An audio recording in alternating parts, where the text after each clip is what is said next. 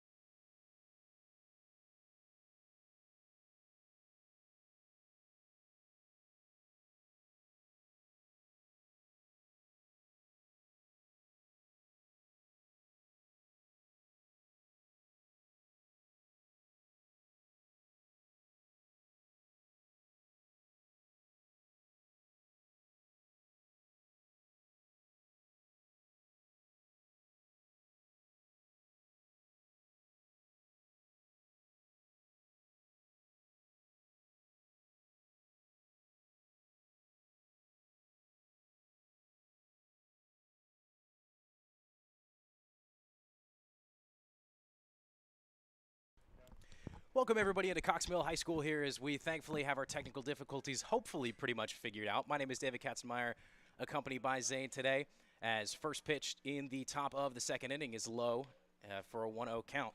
Starting on the mound for the Copperheads is going to be number 12, Chase Norris, and digging in for the Kingsmen is Johnny Sweeney, the first baseman. Yeah, Norris had a dominant first inning, starting off with 2 strikeouts and a line out to the second baseman into the first. So Sweeney batting in that cleanup spot. Lefty on lefty action here. As Norris, he'll give the nod. Now he'll send it to home. Fastball riding high and inside. Count now moves to 2-0.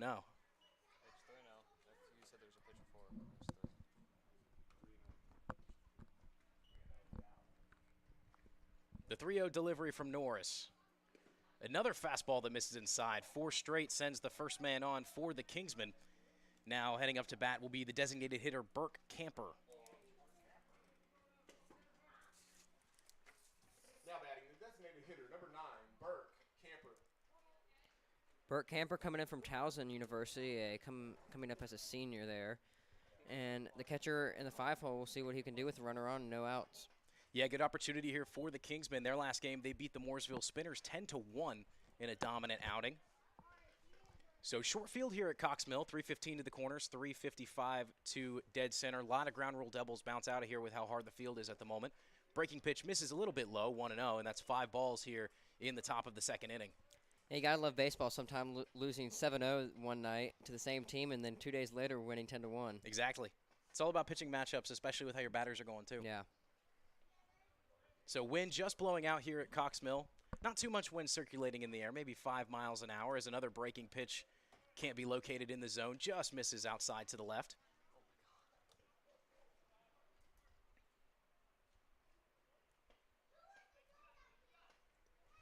So Camper batting in the 5-hole. We'll see what he can do here. Norris takes a look towards first. Now he'll kick home. Breaking pitch misses high and inside. Unable to find the zone so far. 7 straight balls here from Norris. Yeah, and that's really surprising, especially how dominant he was in the first inning, having 2 Ks looking to start off the game and now not being able to locate these first 7 pitches of the inning. Needs a good one here. Fielders shaded fairly normally. Outfield playing fairly standard. That's a fastball that catches a piece of the zone right down the middle of the plate. He finds his first strike of the inning and moves the count to 3-1. So Sweeney down there standing on first. Pretty big guy, as he's got some speed. Camper trying to bring him closer to home. Kick, and that's a high ball out towards left field. Tracing back is Maceda, and he can't get it. That one's gone next to the modern Nissan Concord sign out in left center. And a 2-run shot from Burke Camper gets the scoring started here at Cox Mill High School as the Kingsmen take a 2-0 lead over the Copperheads. Yeah, Norris maybe trying to cheat another fastball down the middle like he did last time, and made him pay that time. Well, hey, you got the 3-1 count, you got the hitters count. You got to try to find the zone in some way, shape, or form, and he just took that one. He got all of that one here. Yeah. So if you didn't know, the Southern Collegiate Baseball League is a wooden bat league, so not going to hear many tings out of the yard, but that one was struck middle of the barrel and it was gone off the bat. And you know when it's gone off the wood bat, it's going to be definitely even more crushed with the metal. Number 8, Justin Stewart, the right fielder, digging in from the right side now. The lefty Norris delivers, and that one's fouled up over the first base side.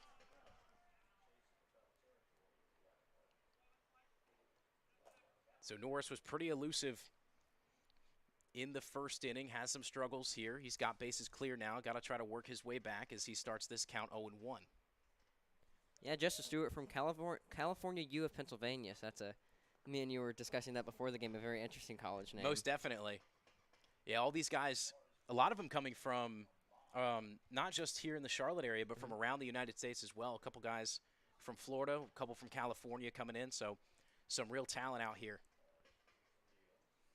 1-1 is a fastball that misses low and inside, 2-1.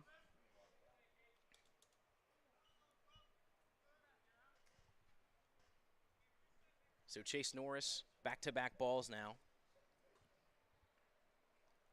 Looking to find a way into the zone. He'll give the nod. The kick and the pitch is a fastball that's fouled down the third base line. Stewart was just a little bit early on it. So now the count evens up at 2-2.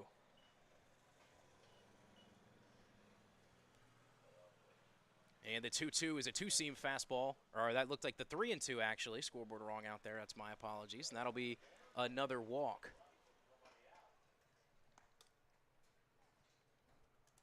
So another walk issued by Norris. That's 2 in this inning. Yeah, batting the second baseman, number 7, Aiden Rice. Aiden Rice, the second baseman, digging in. Rice from nearby Davidson College from Durham, North Carolina. So one of the close regional guys that we have on this roster. Norris now working out of the stretch, showing bunt, and that's going to be put down the third base side, but foul. Picked up down there by Kyle Whitaker. He'll dish it back into Norris, and they'll try again with the 0-1.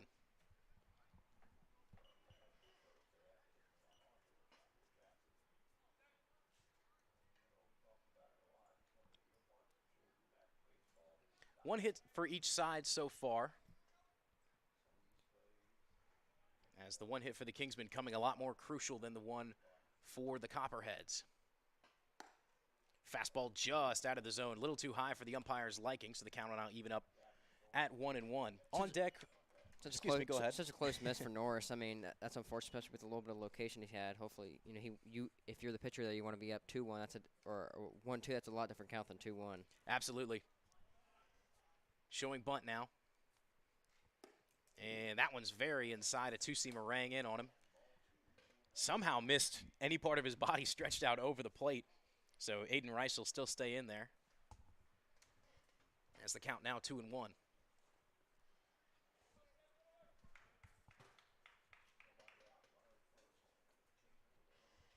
So still nobody out. Runner on first. He was there off a walk. 2 runs already scored in this inning.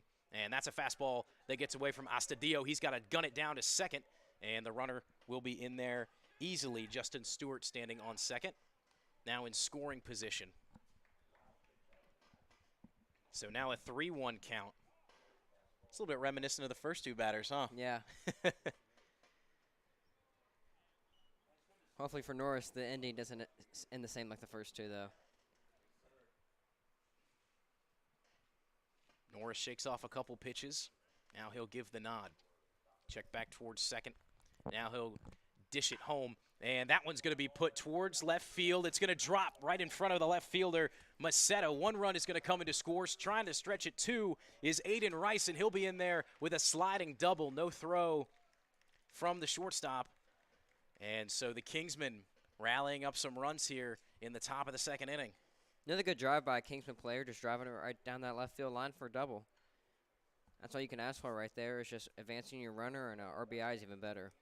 Yeah, Rice showed 2 bunt opportunities in that at-bat, and on the 3-1, he got the go-ahead to swing away and put that one out in left field just where Macetta couldn't reach it. Yeah, batting for the Kingsman, the catcher, number 12, Gavin Phillips. Gavin Phillips, the catcher, now digs in. Phillips, a shorter and stockier guy. All these guys out here have great talent, no matter if they're in the leadoff position or batting ninth. Earned their starting spots on these squads, and breaking pitch taken for a called strike, 0-1. So Norris looking for that elusive first out here. Started this count off in a good way. Lefty on righty matchup. See, works out of the stretch. 5 or 6 step lead out off second base, and a swing and a miss on a fastball. 0-2, Norris is ahead. Good confidence booster there from Norris as he looks to be able to locate one more. This one doesn't even have to be in the zone if he's chasing, so. Yeah, an 0-2 count is a lot easier to manage than a 2-0.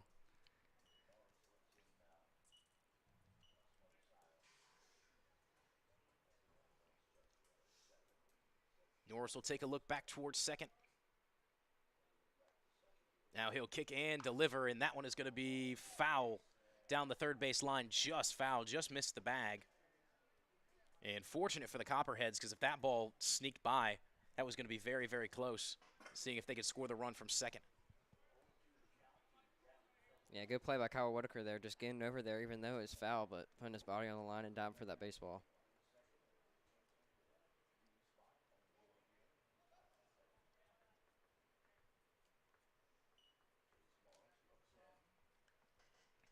Looks in now, kicks, and a ground ball out towards first base.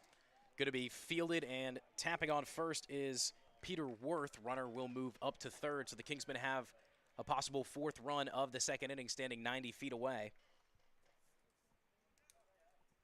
As Phillips grounds out, gives the Copperheads the first out of the inning.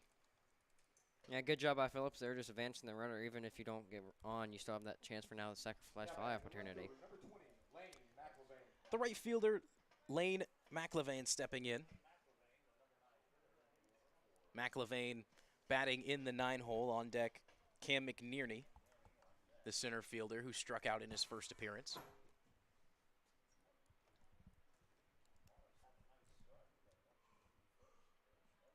So Norris looking to stop the bleeding here for the Copperheads.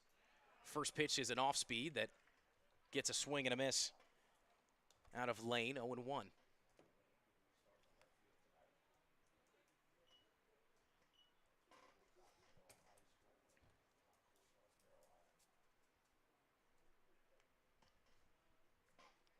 Norris checking third, nobody holding him on over there. Third baseman playing on the edge of the grass. And that's a two-seamer that missed just low, 1-1.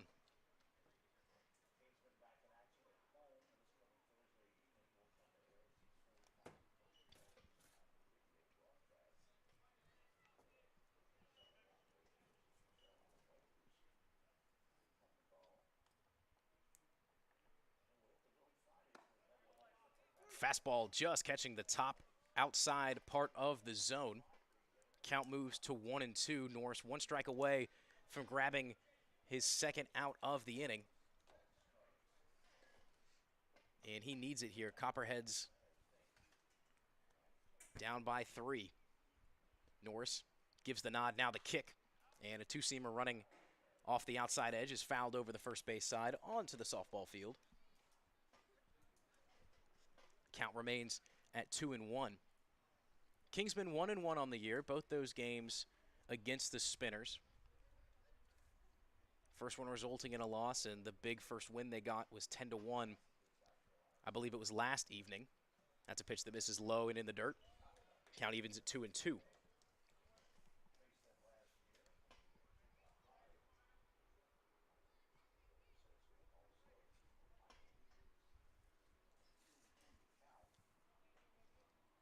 So pretty nice evening here, just low 80s here in Concord. That breeze now shifting from a left to right. But it is definitely humid as a breaking pitch misses just inside. Not for the umpire's liking, count runs full. You have to imagine this is a big pitch for Norris, having runners on the corners or having 2 outs with, just runner at third. He can just focus on the batter next time instead of having those 2 runners to worry about. Absolutely. This is a big pitch for him, not only confidence-wise, but looking to get that big second out. Fastball got him cold, strike 3 on the outside corner. Lane thought it was ball 4. He was ready to walk down to first, but the umpire had different ideas. Yeah, and a great pitch by Norris there, just painting the outside corner for that second out of the inning. Now batting the center fielder, number 1. His location in that at-bat looked a lot better than the other ones. It looks like he's kind of slowed down a little bit. Maybe he was overthrowing starting this inning, but Cam McNearney, the center fielder, now digs in. Yeah, that at-bat looked reminiscent of his first 2 at-bats where he got those first 2 strikeouts of the game. And McNearney swinging through a fastball. So 0-1 count here for Norris. McNearney taking a big hack at that one. Aiden Rice standing 90 feet away on third base for the Kingsmen. Norris is going to give a bit of a look over there. Give the nod to Astudillo. And a breaking pitch fouled off into the dugout of the Kingsmen. Cox Mills just got big screens that sit in front of the dugout. No well, so dugouts are all on ground level. Kingsmen leading it 3-0, but an 0-2 count with 2 outs as Chase Norris looks to get out of this one for the Copperheads. Pitch from him, and that's way outside. Astudillo is trying to communicate something before that pitch, and it looked like a fastball that just kind of slipped. So that'll be the first ball of the count, 1-2. Good job of Astudillo there being on his toes, and because if that ball gets past him, you know, you might have the runner over there scoring, and that's your 4th run of the inning. The pitch from Norris. Foul ball is going to hit home plate. So a ball and 2 strikes.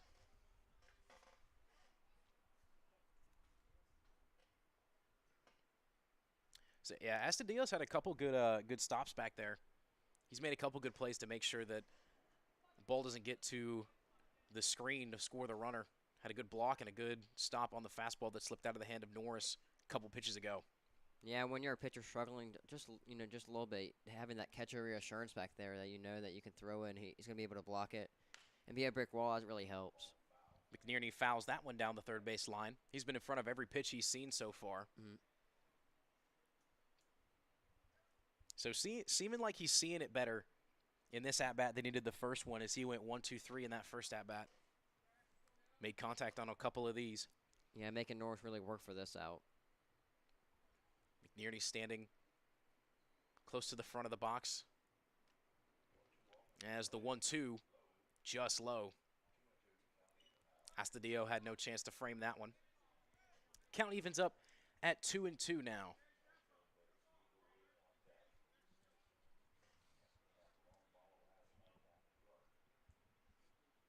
So all the runs for the Kingsmen have come in this inning. A 2-run home run from Burke Camper set them here, as that's a foul ball that heads over the first base side. Count will remain at 2-2. Aiden Rice picked up the second RBI on his double. A ground out from Gavin Phillips moved him over to third, and after a strikeout, this is where we stand back at the top of the order. Great at bat by McNearney here. The pitches you got to think be coming in the double digits. And that one's in fair play. Going to be fielded over there by Whitaker. Long throw, and he got him at first. Great play by Kyle Whitaker, snagging that in the hard throw. Peter Worth is able to collect it over at first, and that ends the inning, but not before the damage can be done. 3-0, the Kingsmen lead. We'll be right back with you here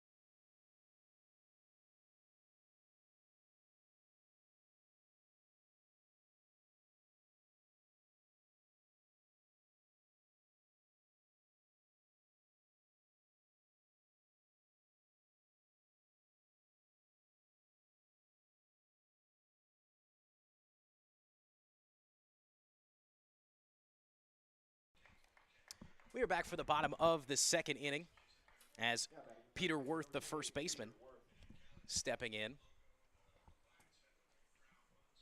So righty on righty match off. Connor Kolarov on the mound for the Kingsmen. Yeah, Kolarov, a very dominant high school pitcher, was 5-0 in his senior year with a .84 ERA and 36 strikeouts. Can't get much better than that on the mound.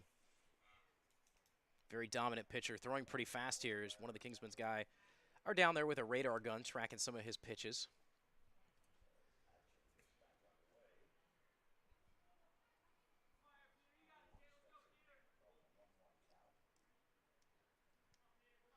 Righty on righty matchup here. Kolarov, fastball outside. Count moves to 2-1.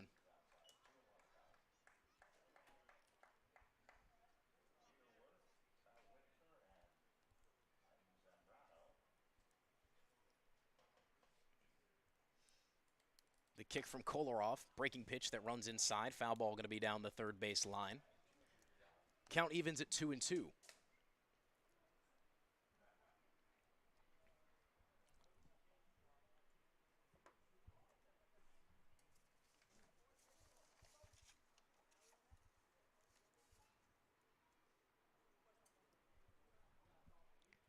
And the batter here for the Copperheads, Peter Wealth, he played at St. Mary's last year and has decided to transfer. He's an upcoming sophomore, as we see here.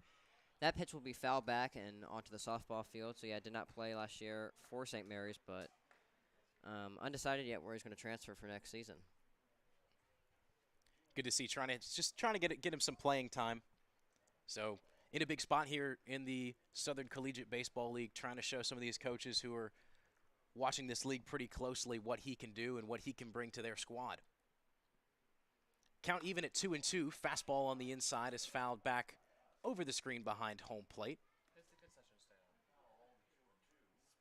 So the count will hold at 2-2. And a great job here just battling this at bat and sticking with it and trying to find a good pitch that he can hit and drive.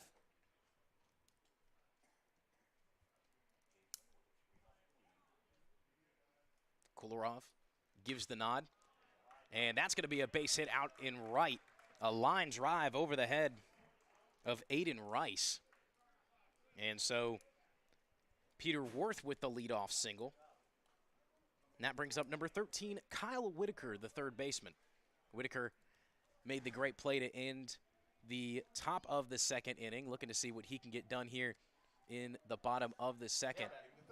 Yeah, Whitaker from Keystone College had 30 at-bats last year with a 133 average, but a 317 on-base percentage, so obviously can draw walks and get hit a little bit too, maybe.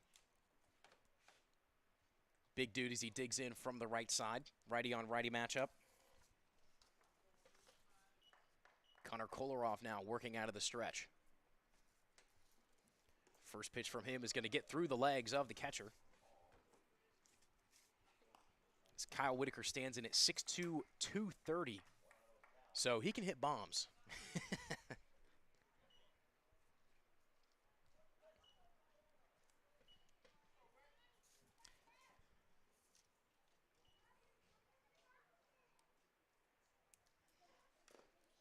Swing and a miss as the ball stays in the dirt. Second one that gets away from the catcher, Gavin Phillips. Yeah, Kyle Whitaker, the second heaviest dude on this team, so a dude that you might see later this season at Moore Park playing in the home run derby for this Copperhead side. That'll be a fun event, as it always is. Out there at the home run derby last year, it's always a great time to be out at Moore Park. Fastball misses just low as Whitaker will step out of the box. Kolarov didn't really look like he liked that call there, but nevertheless, count sits at 2-1. Yeah, Whitaker only second to Ian Askin, and that's kind of hard when you have a guy that's 6'9" on your team. No kidding. Swing and a miss, a big cut on a fastball, a little bit behind it. He was looking to bring both of them in at the same time. Count now moves to 2-2.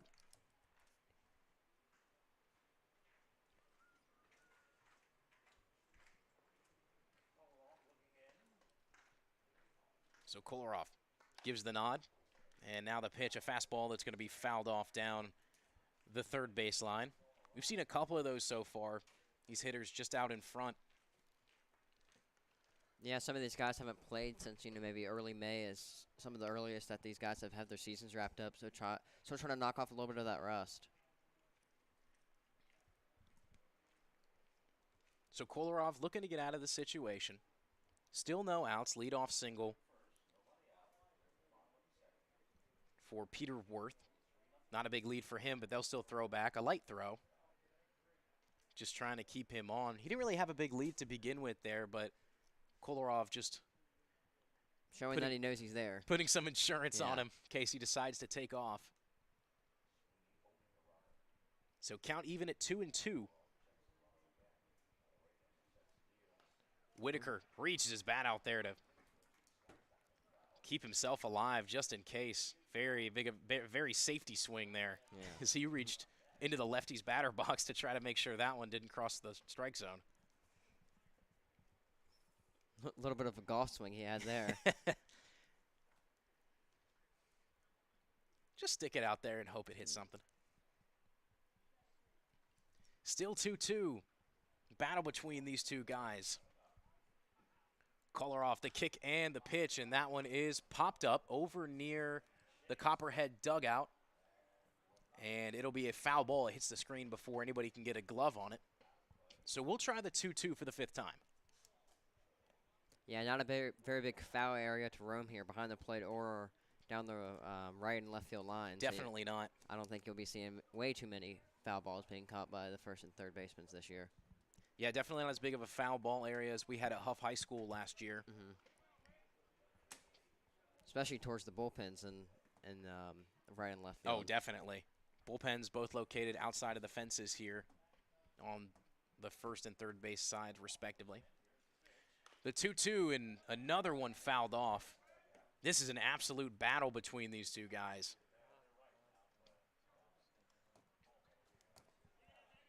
And this is the second really good at-bat that we've seen of the day. 10-plus pitches probably so far this game, and, we're only in the bottom of the second inning. We're running near it for sure. Yeah.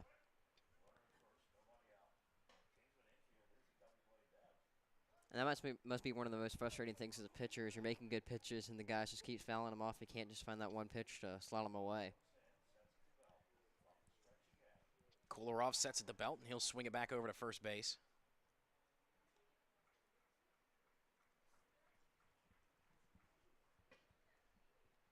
Making sure the runner doesn't do anything and giving Whitaker just a little more time to think about it. So the third baseman going to call time here, take a little more, and these two are playing mind games at this point. Yeah. I mean, you got to do whatever you can do to get that little bit of advantage that might be able to put him away or get that single and get on base. We'll try the 2-2 one more time, and that one's going to be a fair ball down the third base side. It's going to roll all the way to the wall back there and left. Runner coming around third. He's going to be waved home. The throw from left is nowhere near in time. Scoring from first base is Peter Worth and Kyle Whitaker. The stand-up double as the Copperheads chip away 3-1 now. Well, you battle that long, good things happen sometime, and that's what definitely happened right there. Just he was a little early on every pitch on this at-bat, and he was a little early there, but, stayed back enough to drive that down the left field line for a double. That looked like a breaking pitch that Kolarov just missed a little bit too far inside. He was looking for another one of those pitches that he was trying to get Whitaker to reach on a little bit, but unable to get it as Ivan Zambrano now digs in. The right fielder batting in the 7-hole. And first pitch he sees, slaps it out to right. It's going to be caught by Justin Stewart. Whitaker will stay there. And so after a 10-plus pitch at bat, gets the first out with ease on a fly ball.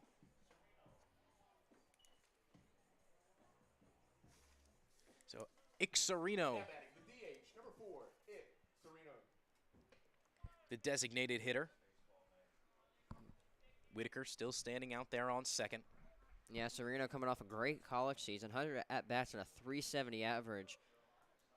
37 hits, 29 RBIs, and 4 home runs to go along with that season. First pitch called strike as it caught the bottom corner of the zone.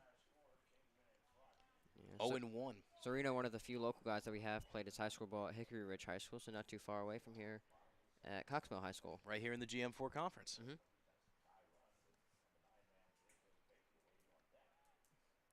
Going to step off, make sure Whitaker's not going anywhere.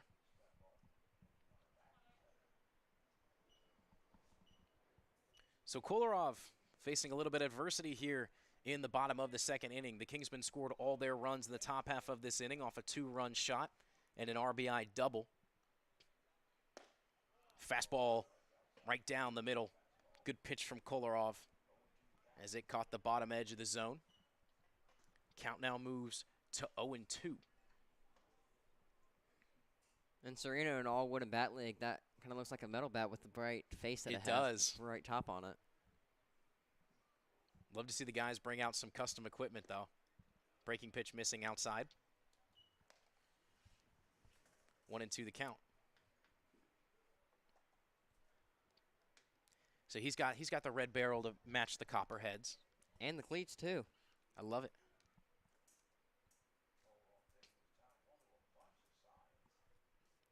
Kolarov, the 1-2 and changeup that was heading at the top of the zone. Sent foul down the first base line. And Kolarov is lucky that that ball didn't sit up there for an extra half a second. Not even, because that's one of those pitches that you turn on it, that thing is way gone. Yeah, Sereno saw that breaking pitch, maybe got a little too excited, waited back maybe a little too much, and just drove that a little late on it, drove right past the first base and down the right field line. The 1-2 misses outside, brings Gavin Phillips out of his crouch position, so the count now evens up at 2-2. Still only one out in the inning. Copperheads looking to shrink the lead just a little bit more. All infielders and outfielders playing typical positions, no shading. And that one's going to be put in play. A fastball ran inside on the hands and throw over to first as Kolarov guns him down. 2 outs in the inning. Runner will advance over to third base, so Whitaker standing 90 feet away as Sereno moves him up.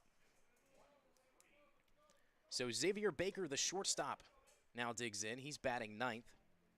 Now batting the shortstop, number 6, Xavier Baker. Baker, a product of Wagner College, had a 232 average with a 325 on-base percentage and 69 at-bats this past college season. He comes in a big spot in his first game. As that's a fastball that runs inside. Whitaker going to come home, and no hustle from Gavin Phillips as he knew that that was going to be a run all the way. Copperheads now only down by 1 as the bases are now cleared. Yeah, and Whitaker using that big frame like we were talking about earlier to jog home. It wasn't really, didn't have to be a run. It was just a little jog home, and Copperheads get their second run of the ball game. Yeah, Phillips started jogging back to the backstop, and Whitaker was already halfway home, so slowed it down a little bit. And an easy run there as another fastball misses inside.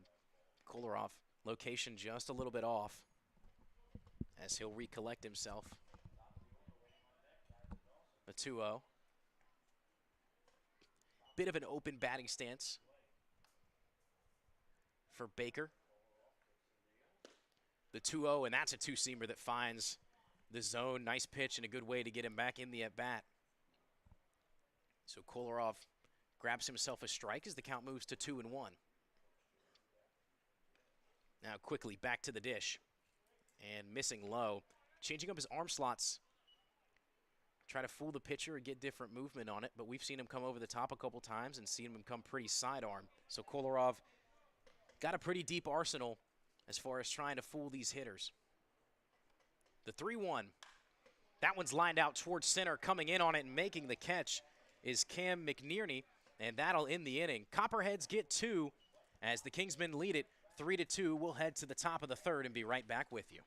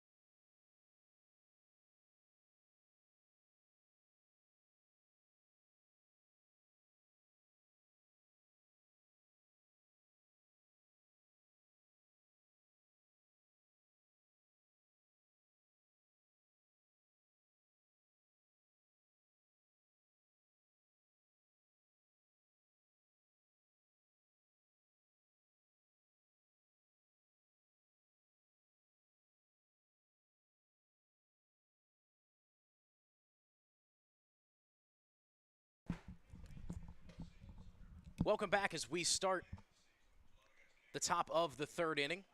Norris back out on the mound. Bunt shown from Anthony McNearney, the third baseman, as this is his second time around, batting in the second spot. Had a strikeout in his first at-bat as Chase Norris sat down 2 of the first 3 on strikeouts in the first inning. So Anthony Mida looking to get something. That one ahead on it. It's going to be a foul ball down the first base line. Count moves to 1-1.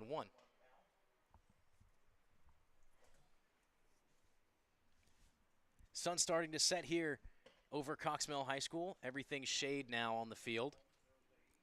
Feels a little bit better up here in the press box, I have to say. Starting to cool down a little bit. Breaking pitch missing on the outside half of the plate. So 2 balls and 1 strike here on Anthony Mida. As the breeze definitely starting to pick up a little bit too, as we can definitely feel it up here. Nice location on the 2-seamer that catches the outside part of the zone.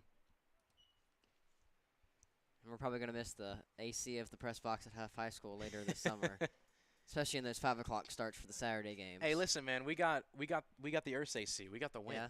That's all we need. So time called as both guys will recollect themselves. Yeah, and looking around the Southern Collegiate Baseball League, the Spinners are up 8-2 on the Carolina Vipers in the bottom of the second. So Spinners having a good start to their Tuesday night for sure. Yeah, Vipers took a tough one to the A's yesterday, 16-6 as they started their season off. So Spinners looking to come back off a tough loss. Fastball missed outside, so now we'll try the 3-2. And going to be put into play, fielded by Peter Worth. He'll tap on first and get the out. So 1 away for the Kingsmen. Sawyer Reeves, the shortstop, now gets ready for the Kingsmen. He had a pop-out in his first at-bat as the Kingsmen went down 1-2-3 in the first. Brought around 7 guys in the second, scoring 3 runs, one of those coming off a 2-run homer. First pitch offering is fouled off against the screen, 0-1.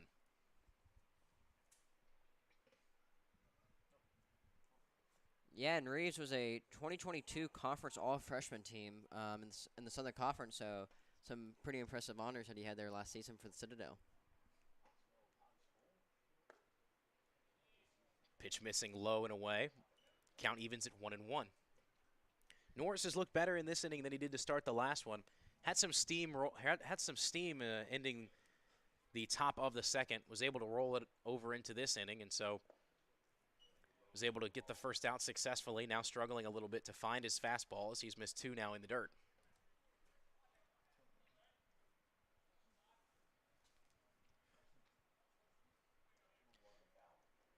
The 2-1 offering. That one's going to be ripped to left field. It's going to get down. Extra bases for Reeves. He'll head to second. Throw coming in from the corner, and he'll be standing up at second base. So Sawyer Reeves now moves to 1-2 on the day and puts a Kingsman into scoring position. And those left fielders for both teams have been very active today. All the balls being driven out to left field. All the hitters maybe a little early or a little late if you're a lefty. Number 32, Johnny Sweeney digs in for the Kingsmen. We'll have a pinch runner Number 32, Johnny Sweeney. come in to stand on second for the Kingsmen. Or excuse me, Sawyer Reeves was just heading over to the dugout to put some of his stuff away. So it looks like we had a different guy come out. However, he will remain in the game at second. First offering from Norris, and that one's going to be a base hit into center field. That ball's rolling hard and scoring easily is going to be Reeves. Into second with a sliding double is Sweeney. So back-to-back doubles brings in a run, and the way that ball rolled showed just how hard the field is out here at the current moment with how dry it's been. Is that one just kept skipping and skipping, and nothing Kyrus Dawson could do except chase it down before it hit the fence.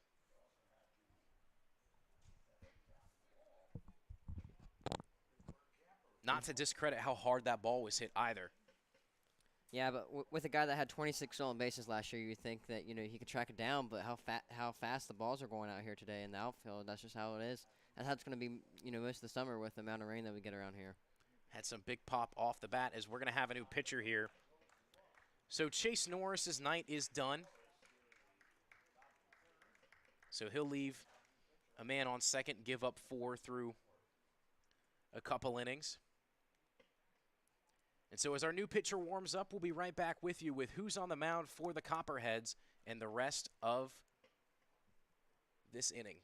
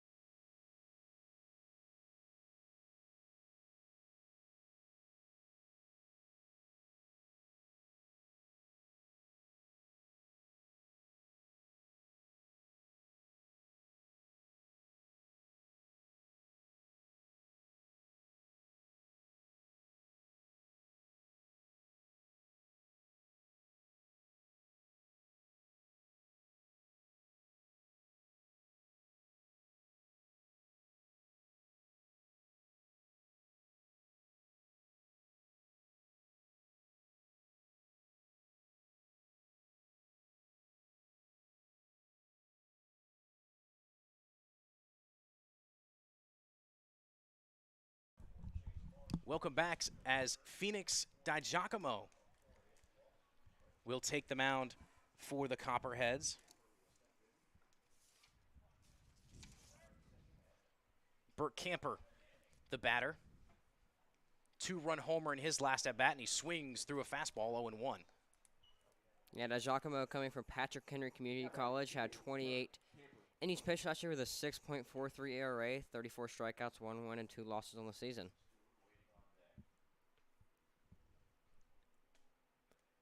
And we have an 0-1 count now as that ball will be a little bit outside, and that will be a strike, a well-placed fastball on the outside part of the plate, painting that corner, and now it'll be an 0-2 count with 1 out in the inning. A great start to DiGiacomo's day.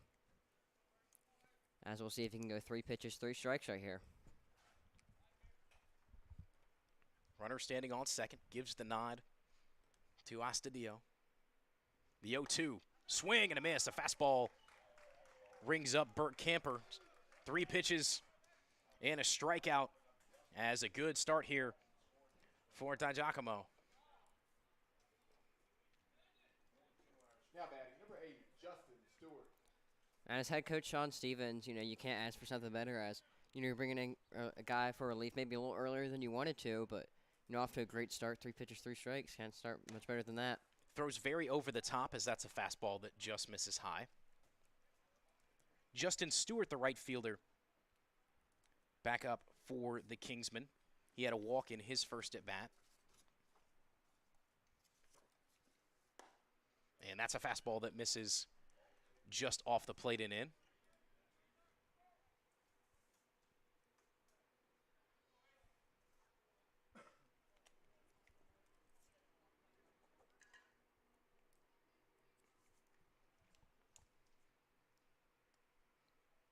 So we'll have a long set here, working out of the stretch.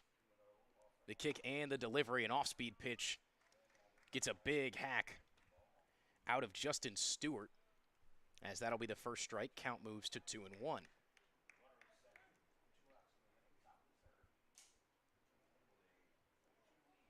A 4-2 lead here for the Kingsmen. Looking to tack a few more on. Runner standing at second base.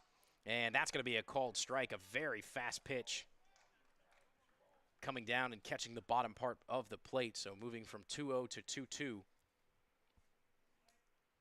as Giacomo has evened it up.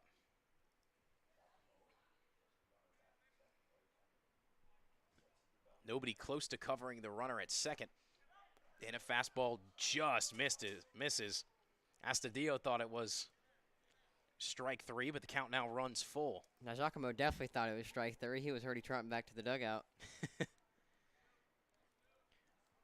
We'll try the full count pitch here. 2 outs in the inning. Copperheads looking to leave the scoring in this one only to 1. Foul ball off the screen. They'll have to go at least one more. Justin Stewart not going down without a fight. Giacomo looking to come in, give up no runs. Sun peeking out from behind the clouds now, reflecting off the wall in right field. Now we'll try the full one more time, and another one fouled off against the screen.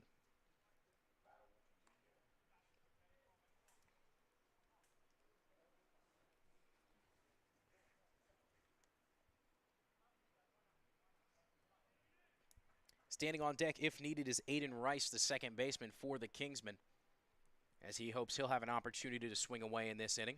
We'll try the 3-2 one more time, and he did not go.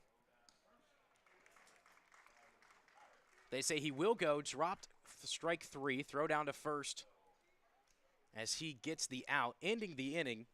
So Giacomo comes in and gets 2 out to save any more runs. So 4 earned runs tacked on to Chase Norris, and no more will be accounted for. We'll be right back with you for the bottom of the 3rd inning as the Copperheads try to make up this deficit.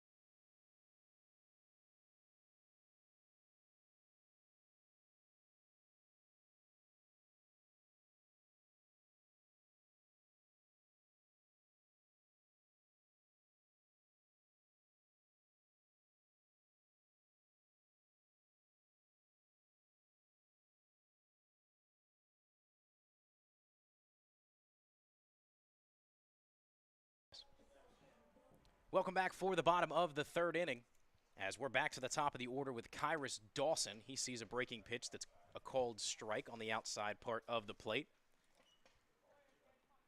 Dawson starting off the season good with a single earlier in the game and carrying over from a college season where he batted .345. Play .433 on base percentage. Dawson sees the same pitch, just a little bit lower. Thought about chasing it, but he holds off. Count moves even at 1-1.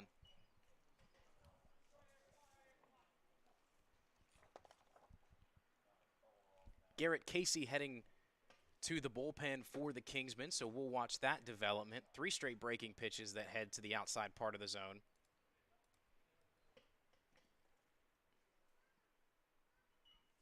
So 2-1 here for Kyrus Dawson. Kolarov giving up 2 so far. And that one misses low, so 3-1 count for Dawson. as he's looking to keep his 1,000 batting average alive here. The 3-1 offering from Kolarov. Fastball misses high, ball 4 as Dawson will take first. So Zach Will has the leadoff man aboard. He popped out in his first appearance. Now batting for Lake Norman, the second baseman, number 29, Zach Will. And that's something Kolarov will really have to think about now, is having that leadoff guy on and have to deal with him, and such a guy with speed on first base. Already stole a base once in this game. So Dawson, good bit of a lead over there, and they're going to check him as he'll have to dive back towards first base. And I feel like that won't be the first time this at-bat. Oh, most definitely not. We saw it a couple times in that first inning that we were unfortunately having technical difficulties during. And another one back there as Dawson just so quick. He's also got a good bit of a lead over there as well, so definitely making sure he's not going anywhere. He'll take a step back towards first base now from where he was, and that's 3 straight. Almost got him on that one, as John Sweeney laid down the tag. Yeah, Dawson definitely playing with fire over there at first base.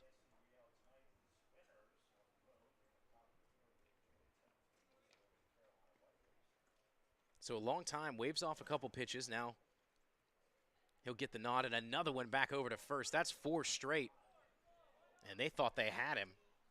Sweeney pointing the glove over towards the umpire standing in the infield grass saying, hey, I got him, but to no avail.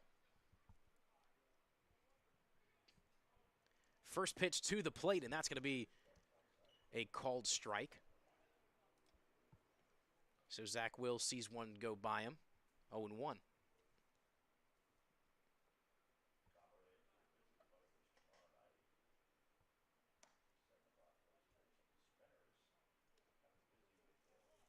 Kolarov taking a long time to head in. Runner goes. Pitch was low and couldn't get a handle on it. Was Gavin Phillips. And Dawson, so much speed there. I don't even know if Phillips would have been close to getting him. Yeah, if I was a betting man, I'd say that Dawson will definitely be leading the SCBL and stolen bases by the end of this season. He'll definitely be up there, that's for sure. He has as many tonight as some guys will probably have the whole season. Copperheads take on the Vipers tomorrow at the Vipers, as both those squads face off for the first time. Vipers currently down to the Spinners. So, and if that score stays where it is, then the Vipers will be searching for their first win against these Copperheads, who hope to head over there 1-0. So now with the runner standing on second base, the 1-2 to Zach Will, and a swing and a miss. Kolarov gets a punch out. It's his first strikeout of the night. And so coming in a big spot, as practically any ball put into the outfield has a high possibility of scoring. Kyrus Dawson standing on second. Christian Macetta, the left fielder, now digs in for the Copperheads. Another righty on righty matchup.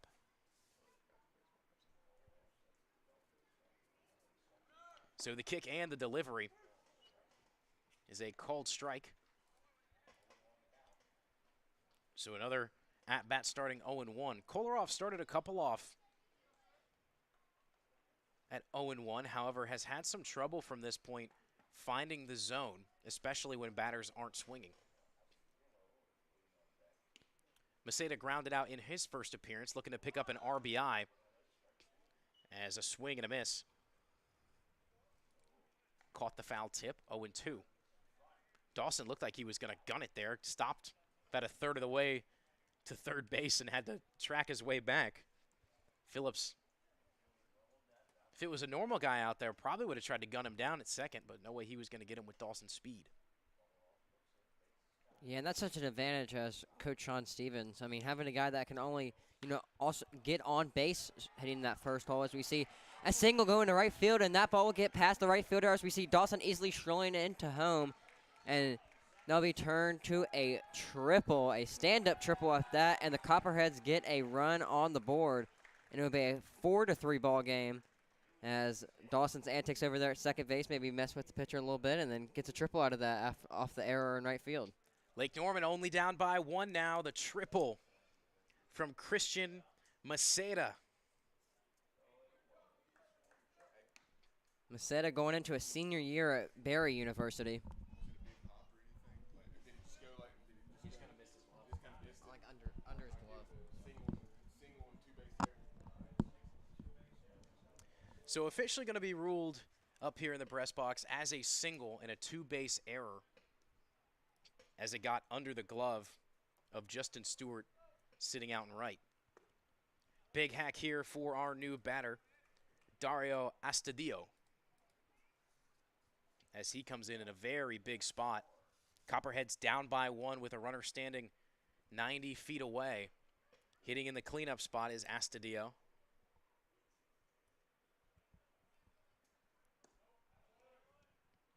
That one misses just outside the zone. And a lot of these guys coming off their, one of their years in college. But Astudillo, he's going into college, going to be a freshman at Seminole State College, and that's very impressive hitting the 4-hole with a lot of guys that have, a lot of college experience and guys that are hitting, in the 300s. But Coach Sean Stevens giving him the trust as we see a pass ball, and that will be another run as the Copperheads tie up the ball game. Easily scoring from third as another pass ball results in a run here at Cox Mill High School tonight. So we are all knotted at 4. Bases cleared, 1 out. Astudillo, pressure taken off him a little bit here, but still trying to find something and get the lead for the Copperheads. So far this inning, anytime I'm talking, something big happens. So we just got to let you start doing the play-by-play, I guess. I mean, not if you're in for Kingsman, though. Well, there's been something big that happens no matter what side on the ball so far. Yeah. Base hit right back up the middle, going to sneak into center field for Astudillo. So he finds his first hit of the year after having a pop out in the first inning. I mean, I have a feeling we might be here kind of late tonight with how the score's turning out so far, 4-4. And I remember last year, I think our first game of the year was like 16-10. It was the Spinners and the Copperheads. Yeah, it was. I believe we were. I got to look back on YouTube, but I believe it was a 4.5-hour game, something like that. But it was an absolute thriller, that was for sure. So manager coming out, and we'll see if they give the nod.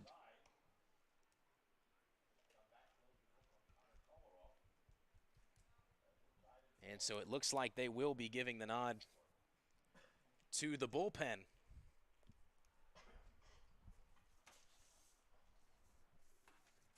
So coming into the game for the Kingsmen is going to be Garrett Casey, standing at 5'10", 195 out of William and Mary, just as his starting pitcher was. So both guys coming out of William and Mary. And we will take a quick break here as we let our new pitcher warm up.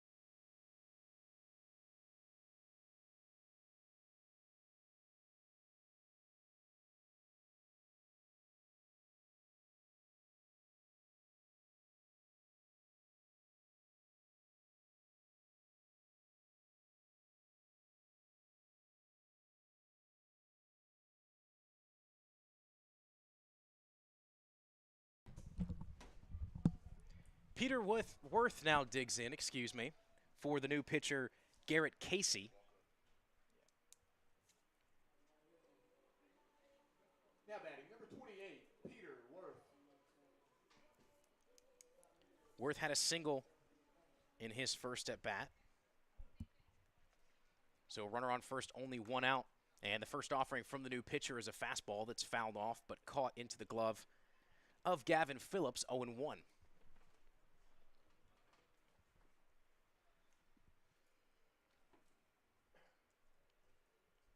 Worth, the first baseman, batting in the 5 spot. As Casey will step off. Now he'll lean in, working out of the stretch. Got a Craig Kimbrell type look in towards home. That's exactly what I thought when I saw his, before he was delivering that last pitch. He'll give a nod to the third pitch, and that's going to be a ground ball. Looking to turn 2 here is the Kingsmen, and they're going to be able to convert successfully. Getting out of the inning is the new pitcher, Garrett Casey, on only his second pitch. And so the Copperheads knotted up at 4 here in the bottom of the 3rd inning. We'll see you in the top of the 4th here in just a second as the Kingsmen go to bat.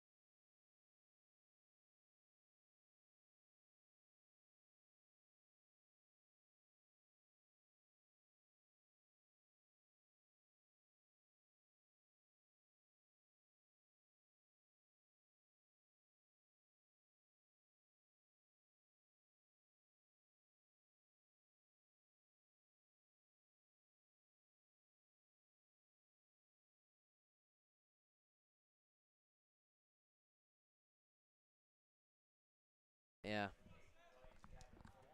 Welcome back as we get ready to start the top of the 4th. Aiden Rice, the second baseman, is going to lead things off for the Kingsmen. He had an RBI double in his first at bat, and that one soars into the backstop, 1-0. Yeah, Rice going to Davidson. The Wildcats coming off a really good year. Were the regular season champions in the A-10, but were defeated by VCU in the A-10 championship on the home field at Wilson Field. And VCU gave UNC a run for their money in the regional. Took them to the championship game, but couldn't pull out that final game. Yeah, UNC is going to host a super regional now, so cheering for any North Carolina team, hoping that they can succeed as they head into the College World Series. The 1-1 is a fastball that misses high. That's where me and you might differ. I don't know if I'd say I'm cheering for any North Carolina team. You know, I'm going to set my differences aside and just cheer for anybody in North Carolina at this point.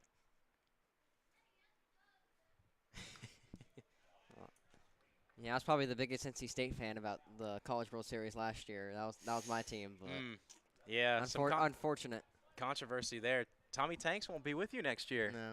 Well, I wouldn't say I'm a North Carolina or State fan, but I was just rooting for them in the World Series last year. They were the underdog. I think everybody was wanting to see them do good.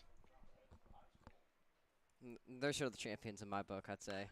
The 2-2 is ripped out towards left center. Chasing back on it is the left fielder, and it's going to bounce off the wall. Heading into second is Aiden Rice, and he's got back-to-back doubles. Sends the celebration over towards the dugout, and a lead-off double for the Kingsmen. A great way to get started as Gavin Phillips, the catcher, has another RBI opportunity.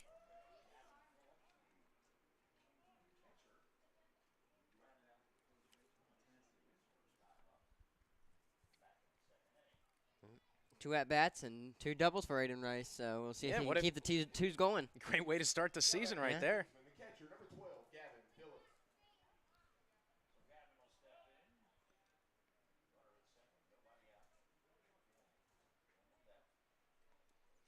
First offering is another fastball high. Looks he's having a hard time finding that location on the fastball. This is his first time he'll face some adversity, looking for a new baseball too. Yeah, just trying to keep it down. He's been skying every fastball that he's thrown so far in the inning.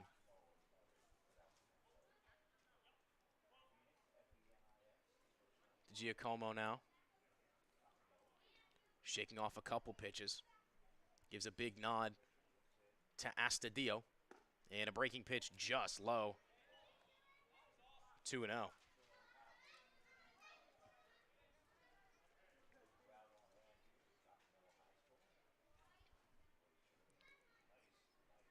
Phillips leaning that bat on his back shoulder.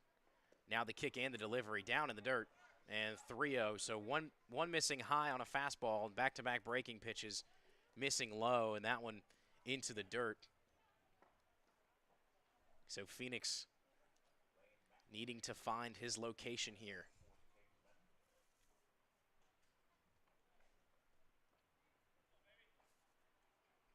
Gavin Phillips standing at 5'8". Big swing and a miss. One of the shorter guys on the team. But although not the biggest guy, he can act as a wall behind the plate. So he'll have a word with the third base coach down there. Not sure if there's a bit of a disagreement or just trying to figure out signals. I think the matchup we all need is the Ian Askin versus Gavin Phillips matchup one of these days. Oh, with absolutely. The 5'8" and the 6'9". That's got to be daunting staring at somebody 6'9" on the mound. 13 inches taller than you must be. The 3-1 is fouled off against the screen. It was a breaking pitch. Looked like a curveball that was falling into the zone. And you get that sometimes in 13 and 14 year. There's kids that look like they're about 16, and there's kids that look like they're about 10, and they're on the same team. Oh, we were playing, I mean, this was 5 years ago, but we were playing. There was a kid who was 13, and he was 6'5", and I was standing there at 5'3", 5'4", whatever I was, and that was the most daunting thing I think I've ever done. Yeah. Called strike 3. Fastball catches the outside part of the plate and sits down Gavin Phillips, and he is not happy about it. However, the first out now. Now batting the left fielder, number 20, Lane McIlvain. Lane McIlvain, the left fielder, digging in. What a great way to bounce back there. Down 3-0 in the count, and then 3 straight strikes, and that gets you the strikeout. First pitch is a strike there, so riding the high off the strikeout as he looks to send McIlvain down the same fate.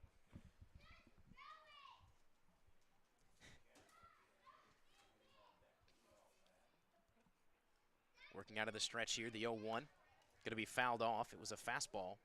That's going to end up in the seats. A couple kids going to chase it. Having a fun night here at the ballpark. Pretty good crowd for the first game out here. Got 20, 30 or so people. And you get kids run the bases after the game. Absolutely. I'm going to go run the bases. Yeah. Why not? I might as well. You going to slide into home plate? Absolutely. Yeah. Still a teenager for a couple more weeks. I might need a change of shirt if I'm going to go into home plate like that. Big nod to home and another called strike 3. What a great curveball. Only took 3 pitches to set down McIlvain as he now goes back-to-back on Ks. So DiGiacomo finding a rhythm as now Cam McNearney steps in for his third time. 0 for 2 with a strikeout and a ground out. So he's looking to bring the runner standing on second in. First pitch swing is a fastball hit out of play over the first base side, 0-1.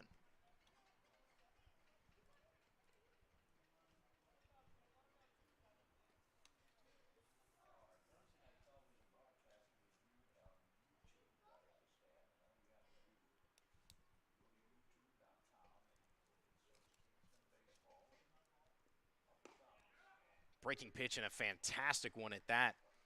A nice curveball as Phoenix is finding his rhythm here in the top of the fourth.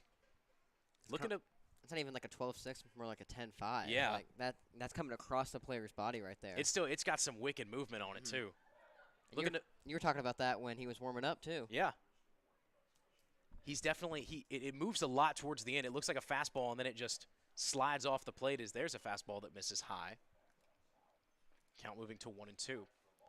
Copperheads looking to blank the Kingsmen for the first time since the first inning.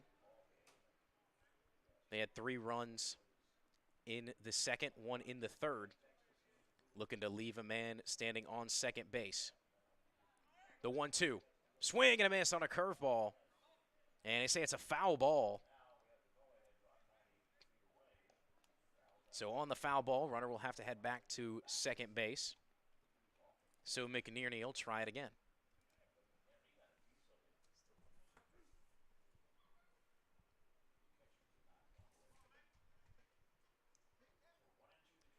McNearney out of Birmingham Southern. Traveled a ways to be here with us. And we'll try the 1-2 and checking the runner. Aiden Rice standing at second. He had a leadoff double to start this inning, and back-to-back outs resulted in us being here. 2 strikes, 1-2 count. McNearney ready in the box. Phoenix, the delivery. Runner goes, and that one's going to be hit out towards center field. Camping under it and making the play is Kyrus Dawson, as that will retire the side. No runs scored for the Kingsmen, only 1 hit off a double, as the Copperheads look to take the lead in the bottom half of the 4th inning. We'll be right back with you.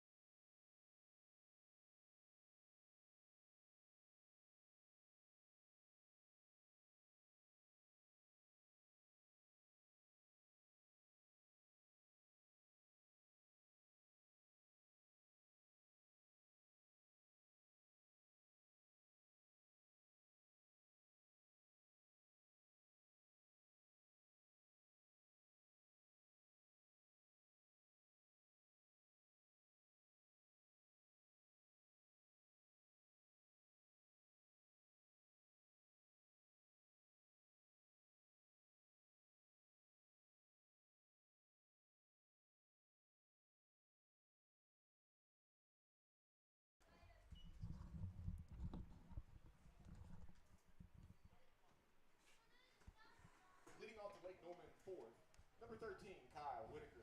Kyle Whitaker getting things started here for Lake Norman as he gets things set to start the bottom of the 4th inning.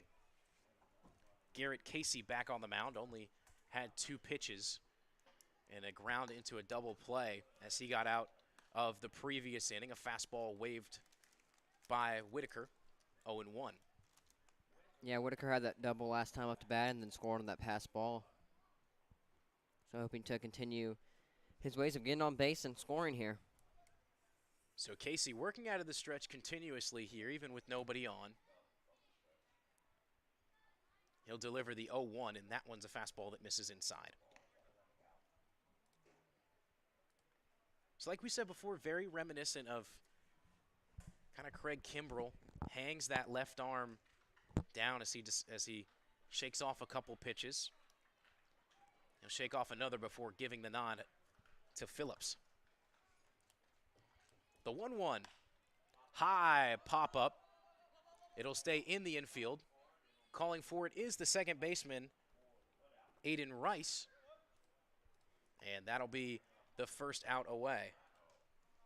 And that's so important how little time these guys had to communicate with their catchers as a pitcher. The Copperheads only had 3 practices before this first game, so you have to see how these, the catcher and pitcher can bond together in this short period of time and know what kind of pitches they like to call and what scenarios.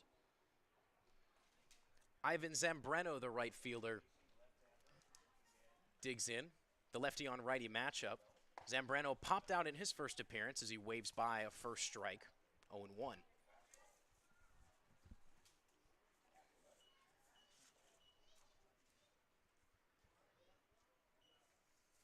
Always love seeing some characteristics in pitching, especially when a guy likes to work out of the stretch like that. And four-seam fastball right over the plate, catching the bottom part of the zone, 0-2.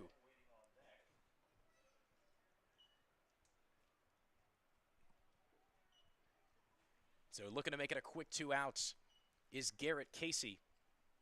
Has yet to let a man on base. The 0-2 delivery, and that's a fastball that brings Phillips out of his crouch. Be the first ball of the at-bat.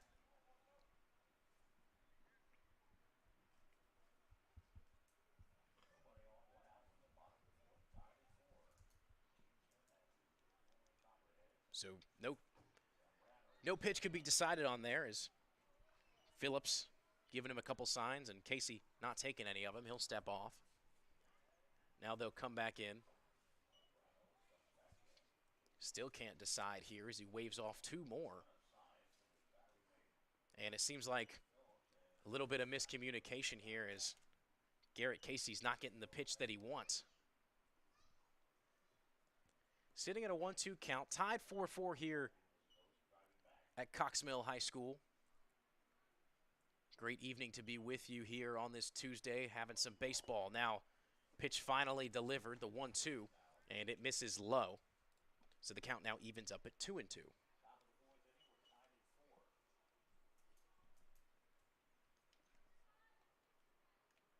So the Copperheads taking on the Vipers tomorrow night.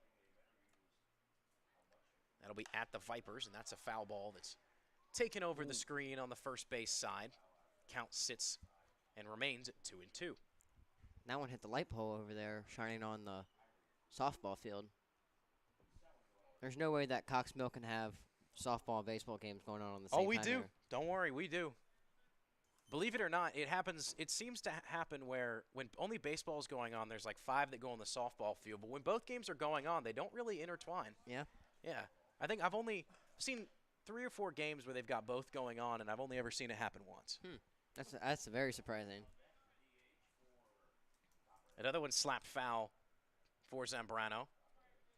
So he's battling as this count still remains 2-2. Looking for Casey to make a mistake. Now the delivery. And that one's got a bit of a golf swing on it, heading out towards left center. Chasing it and catching it is the center fielder, McNearney, as he has the second out of the inning.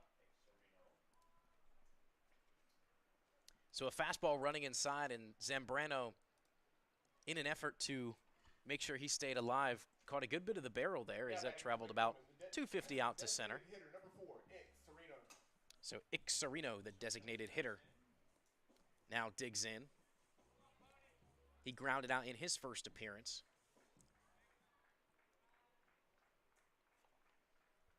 As Casey looking to knock him down 1-2-3. First offering from him is a fastball that misses low.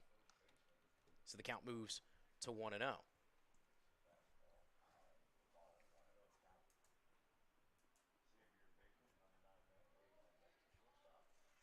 Xavier Baker, if he gets his opportunity, standing on deck. The 0-1 and a fastball just high. As our umpires has liked him down today, most definitely. He hasn't given very many that have been borderline at the top. But that's some really good movement on it, though. Kind of coming into the strike zone, then back out, seeing that two-seam action from a lefty. The 2-0 is missed low into the dirt, out of the hands of Phillips. So the count moves to 2-1. So like you said, Sereno, last season in college, had an absolutely fantastic year batting. Yeah, that 370 average with 29 RBIs, that will be ball 4 for Sereno. Couldn't tell if that caught him on the foot or not, but either way, he'll head down to first base. And Casey having a bit of control issues here in this at-bat. That looked like a curveball that just stuck on his finger and came off way behind the batter. Definitely not intentional by any means. Yeah. However, heading to the backstop nevertheless. So Xavier Baker, the shortstop, going to get an opportunity here. Very squatted batting stances. Looking to pop some power into one. Casey trying to come off this inning with no runs given up, and that's a fastball that brings Phillips out to the right side, 0-1. 1-0, excuse me.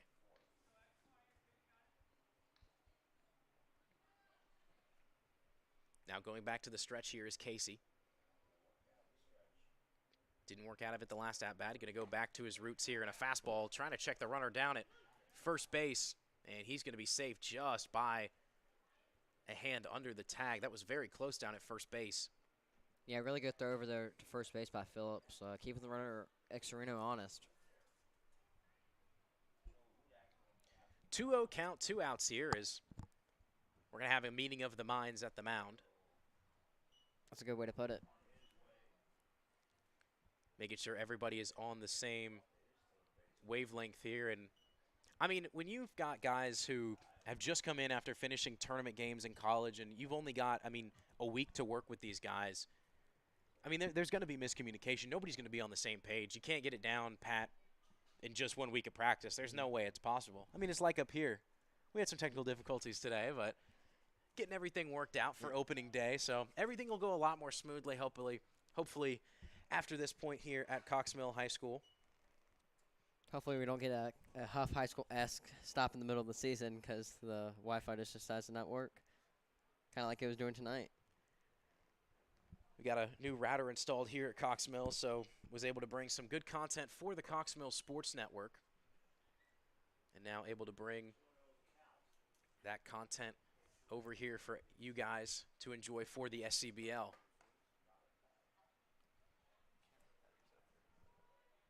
Yeah, and talking about that communication, we saw earlier in the inning where pitcher and catcher just weren't on the same page, and he shook them off a couple times, had to step off maybe 2-3 times in one at-bat. And that'll come with, guys just being not together for very long. Ball's going to slip out of the catcher's glove. So batter will advance, or the runner will advance over to second, excuse me. So Sereno now in scoring position.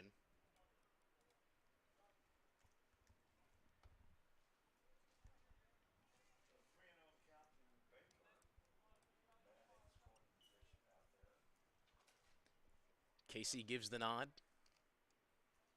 Now kicks and delivers the 3-0 fastball missing outside. And that's going to be a walk for Xavier Baker. So Kyrus Dawson now comes on in a big situation here. Runners on first and second. Garrett Casey's had some location issues with these last two batters as he retired the first two successfully with back-to-back pop-outs. Now batting the center fielder, number 17, Kyrus Dawson. So Kyrus Dawson has a single and a walk.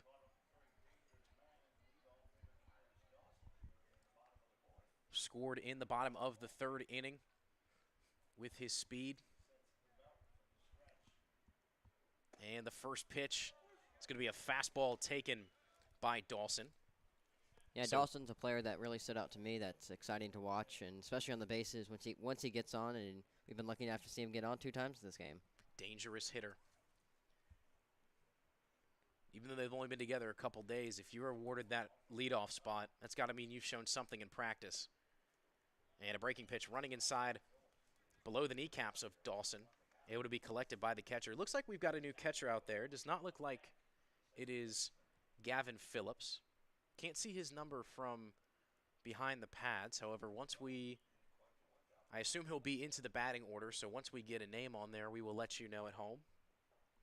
Well, if I'm Kyrus Dawson, the first thing I'm showing my coach is my 434 on base percentage, and that might give him the key to put me in the leadoff spot. Especially with pitches like that. Took that one just off the bottom edge of the strike zone. Popped out of the glove of the catcher. Count moving to 2-1.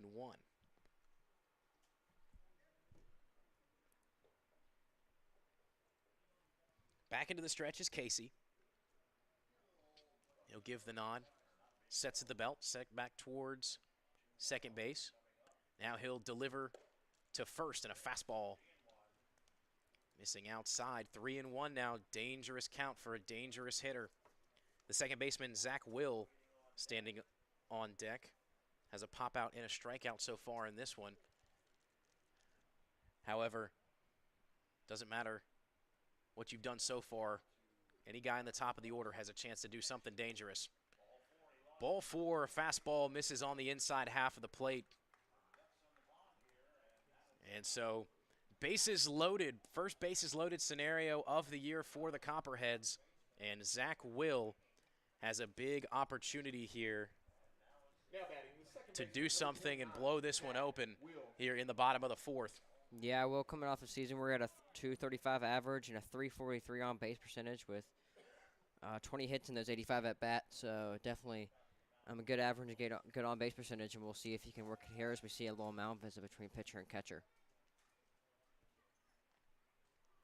Going to talk things over as 3 straight walks now given up by Garrett Casey. Finds himself in a very peculiar position as he's been dominant in this one until he's found himself with 2 outs in this inning. So like I said before, Zach Will with a pop out and a strikeout so far in this one. Still looking for his first hit on the season. Now, if you're the pitcher here, are you still trying to locate the corners? Or are you trying to go back to the basics and just trying to throw it down the middle, throw some strikes, and hope your defense can hold up behind you? I think that's what they were discussing. You gotta try to find the zone first and foremost, but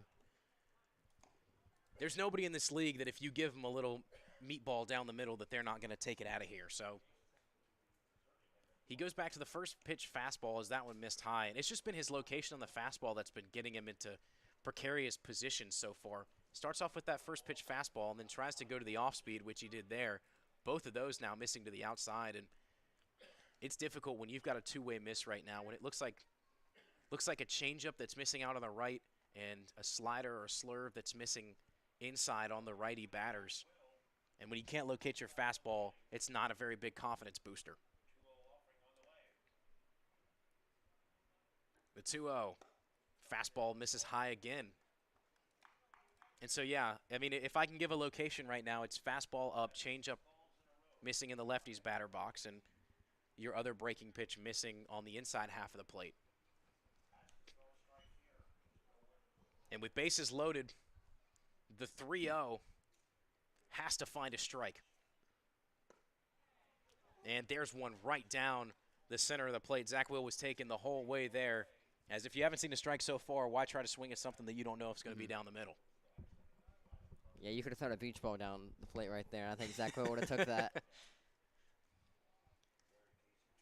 So the 3-1, bases loaded for the Copperheads.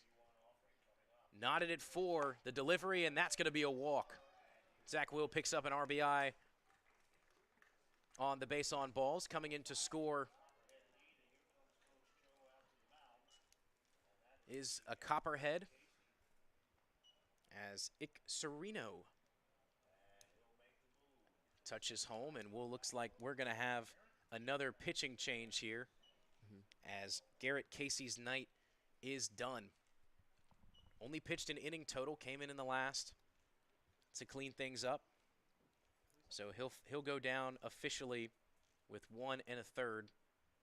3 possible earned runs left on the board so far. We'll be right back with you with your new pitcher into the game for Kingsman baseball and to see what happens as the Copperheads still have them loaded in the bottom of the 4th.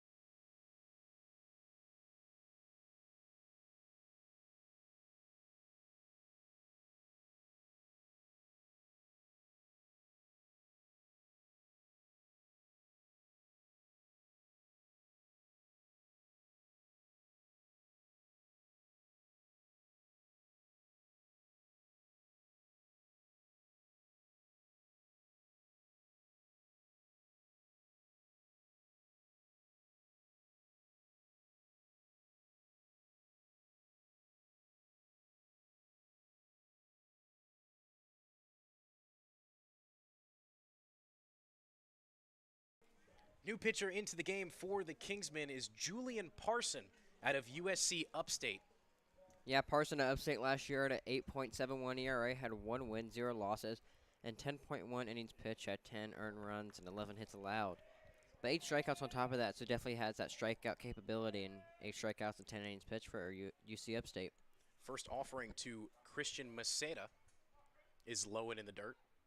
Started last night for the Kingsmen in their 10-1 victory over the Spinners, and that's a breaking pitch that finds a part of the zone, 1-1. Still 2 outs, bases loaded. If you're just joining us, the Copperheads in a big scenario here as they have a chance to blow this one wide open. The 1-1 just catches an outside part of the zone. Beautiful location from the reliever Parson. And so looking for one more strike to get out of this one. Christian Maceda had a ground out and an RBI single, advanced to third on an error by the right fielder. The 1-2, and that one's put into play out towards left center. It'll stay in the yard, and chasing over and coming in to make the catch is the center fielder, Cam McNearney. So the Copperheads lead them loaded. However, they still get a run on a walk that brought in one. Sereno scored on the RBI walk from Zach Will. So the Copperheads lead it 5-4 as the Kingsmen come back up to bat in the top of the 5th inning, and we'll be right back with you.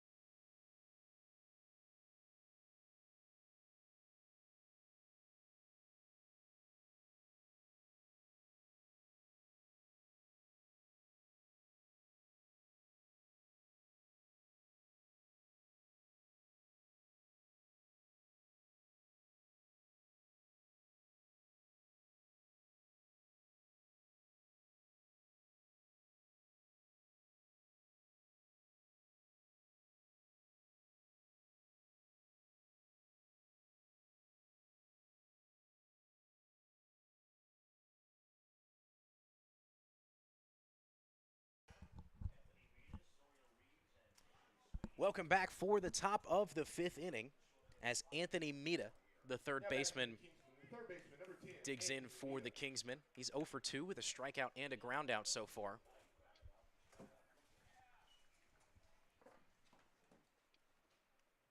As the first offering from Giacomoco taken as a ball, 1-0.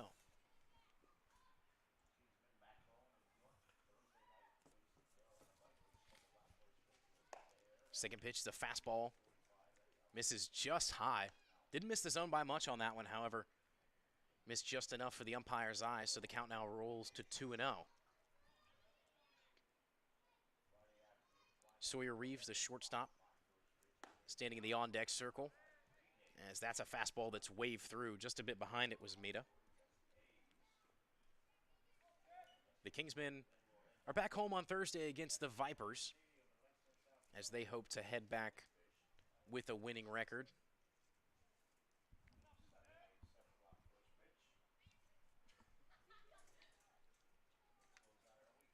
The righty kicks and delivers and just misses low. Doesn't like the call as Giacomoco. Yeah, I think a Kingsman home game is probably something that me and you won't be attending, with it being about an hour away from here. Unfortunately not. We're going to try to get some more road games. However, Cox Mill, such a good setup here for us, as that's going to be a called strike 2 on the 3-1 count. And we have a high-scoring game at Charlotte Latin, a 12-7 lead for the Mooresville Spinners over the Carolina Vipers. So, If you thought we had an exciting game here, it sounds like down there in South Charlotte they're having a bloodbath of runs. Fastball missing outside, and a leadoff walk for the Kingsmen is exactly what the doctor ordered, as Mita will take off over to first base, and Sawyer Reeves digs in. Number 5, Sawyer Reeves. Reeves is 1 for 2 with a pop out and a double.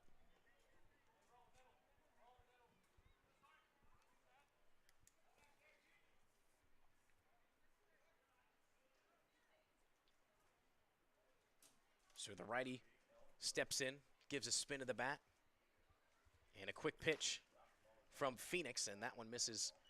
Two-seamer outside the zone, 1-0. The Giamocco, big dude standing on the mound. 6'5", 225 out of Patrick Henry Community College.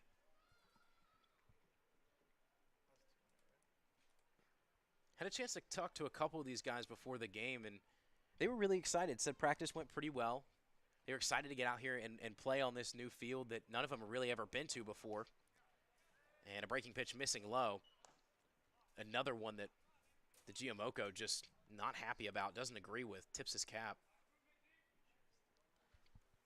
The count now running 3-0. At risk of walking another batter. Check back to first.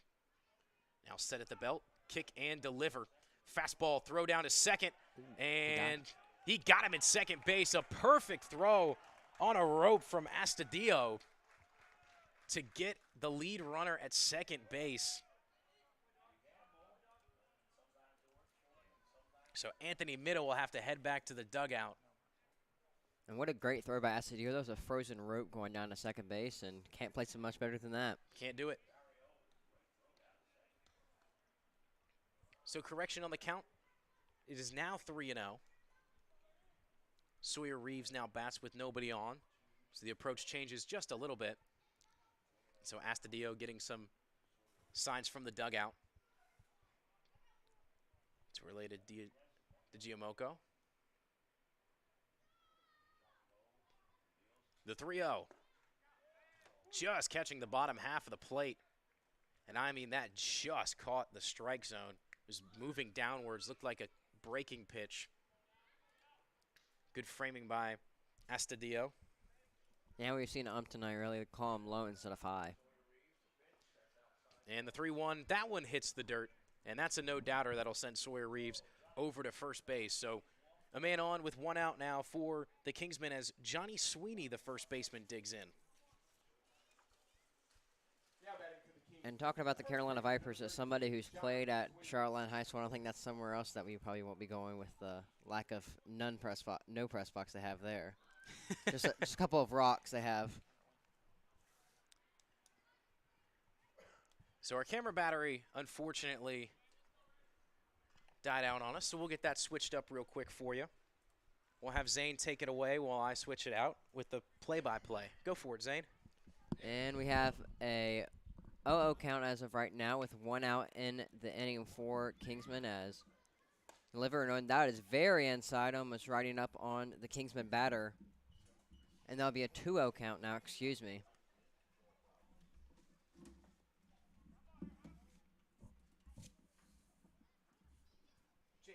As it hitters count, and let me check back on the runner as the infield umpire will say he is safe going back into the bag.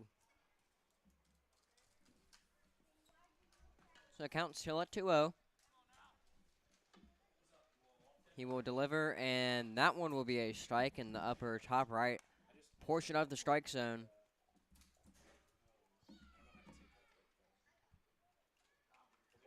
Then field in the double play position, outfield in a normal set. 1 runner on, 1 out in the inning, as that will be right down Broadway for a strike, and it will be a 2-2 count. 2 balls, 2 strikes, 1 out, as the Copperheads hold a 5-4 lead.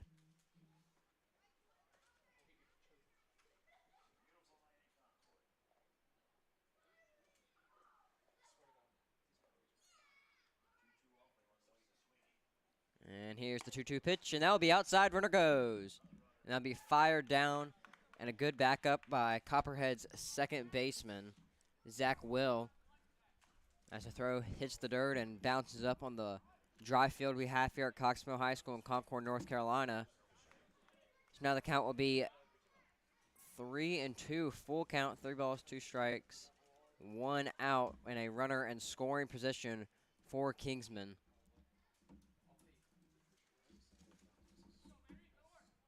Here comes the 3-2 pitch. That ball will be a strikeout looking, and what a great pitch. But Johnny Sweeney not liking the call on that as he drops the bat as he goes down looking on a great fastball painted on the outside portion of the plate. And Number 9, Burt Camper. And Burt Camper coming up to the plate for Kingsman. Camper, number 9 from Townsend University, 6'1", 225. From Allison Park, Pennsylvania. As Camper will step into the box, and that fastball will be high.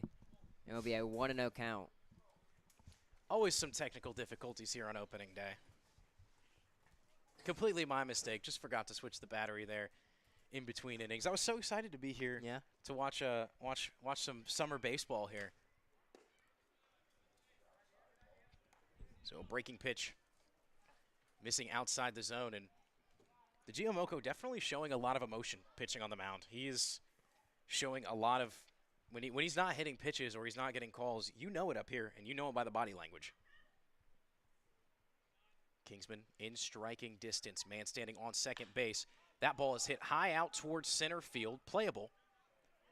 Coming under it and making the catch is going to be Kyrus Dawson. And that will be the 3rd out of the inning. Copperheads blank 2 innings in a row for the Kingsmen as they head to bat in the bottom of the 5th, looking to extend their lead here at Cox Mill High School.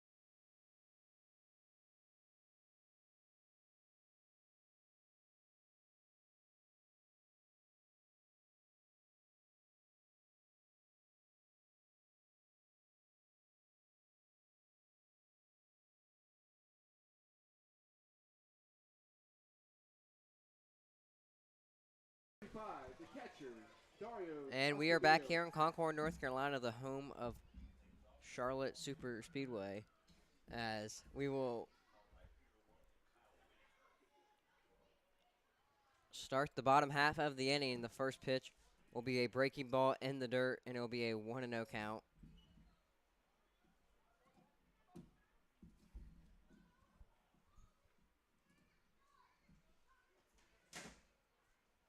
As Astudillo steps in the right-handed batter's box, he will see this 1-0 pitch, and that one will bounce up and away for the Kingsman catcher. And it will be a 2-0 count for Astudillo. Still trying to figure out who is on the mat or who's behind the plate for Kingsman. Still haven't gotten an official number on that. So we'll send Jake down there to see if he can figure that one out. That ball is batted out towards center. Heading back on it is McNearney. He's going to make a play at the wall and retire Astudillo. A long fly ball, about 340 out there into center, but not enough to to get over the wall, and there'll be one down for the Copperheads. Yeah, and this park at Coxmill High School is definitely a hitter-friendly park, as like 335 out to center and 310 down the lines. Oh, absolutely. It's definitely a hitter-friendly park, especially compared to Huff High School, which is where we were last year. First pitch to Peter Worth is fouled off over the screen, 0-1.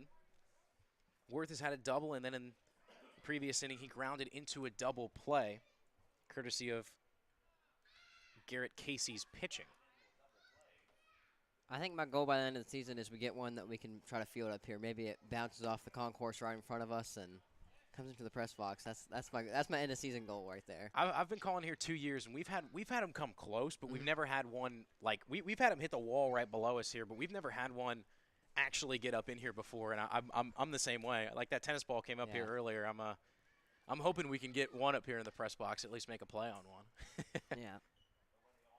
We'll make sure to go ahead and get a face cam up here for if that ever happens. But the 2-1 here to Worth.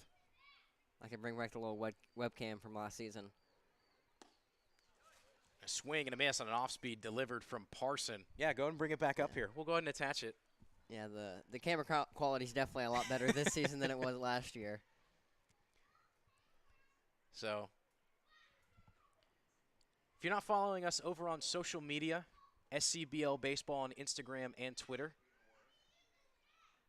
as that one hit into the gap towards right center, fly ball, both fielders coming over, and no one able to make the play. It's going to bounce off the wall. Stumbling as he runs is Worth, and he's holding his back. He'll call time, and that's going to be a double for Peter Worth, as shading over, Cam McNearty and Justin Stewart were both going for it. Looked like it was out of both their reaches. However, both of them had to kind of stop as they were in risk of running into each other, as they were both – looked like there wasn't much communication out there. I don't think even if there was, I don't think anybody was getting to that ball, as it was hit really hard as it one-hopped off the fence. Yeah, and Worth was about to face plant into second base there. He was stumbling down the between first and second base. He was running so fast that a little too fast for his own good. Couldn't control himself. So one out. Julian Parson now has to keep track of a man standing on second base as Kyle Whitaker, the third baseman, digs in, and that tells you what his off-speed is looking like right now out of the hands of Parson. That was absolutely filthy. And that was when Whitaker kind of took a stab at, and then halfway kind of gave up and just accepted his fate. Whitaker has a double in his first at-bat and a pop-out in his second. Fastball misses low, 1-1. Got to give a shout-out to our guy Reese over here, who will be on the mic, if not some point tonight, then throughout the season, as he's doing the hard work behind the scenes right now. So big shout-out to our boy Reese, who is doing the grueling work, bringing you this scoreboard as a curveball just missing outside. Broke a little bit too much there, but Julian Parson has some really wicked stuff that we've seen so far. I mean, that curveball moves a lot. And it's fooled Whitaker so far. Laid off of that one is didn't fall fate to the same thing twice. So he'll step out and call time. Still sitting on the 2-1 from Parson. Standing out at second base is Peter Worth. Yeah, and this Kingsman baseball roster is very much of an international roster, as we see that lined up to the second baseman, and he will make a good play on it. But as I was saying, very much an international roster. The Kingsmen have 3 players from Ontario, Canada, which is a very interesting little nugget there that Kingsman has. And one of those athletic players is Aiden Rice. What a phenomenal play. Had to backhand stab that. Had to go over second base. Shifted his entire body motion 180 degrees around to first, and still somehow able to manage to get the out on the speedy Whitaker. What an absolutely fantastic play. Runner will move up, however, 2 outs now.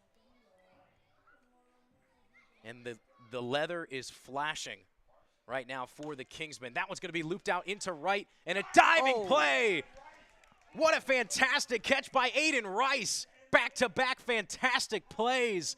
And Aiden Rice showing the web gems here in the bottom of the 5th inning. Wow, fantastic effort from the second baseman as he ends the ending. He ends the inning single-handedly off back-to-back fantastic plays, and we will head to the top of the 6th inning where the Kingsmen will look to bring back and tie this game. We'll be right back with you.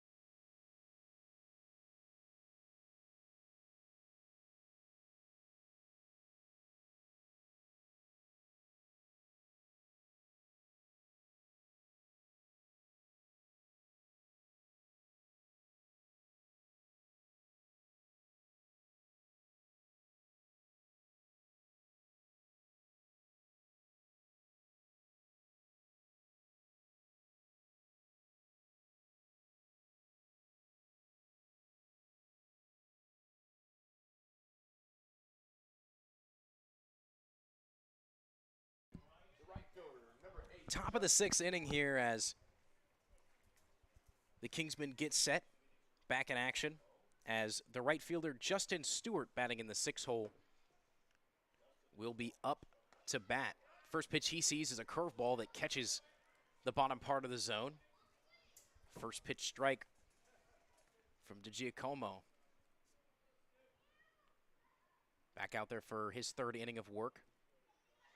He's been very successful so far, so why remove him? That ball fouled off on the screen. Quickly 0-2.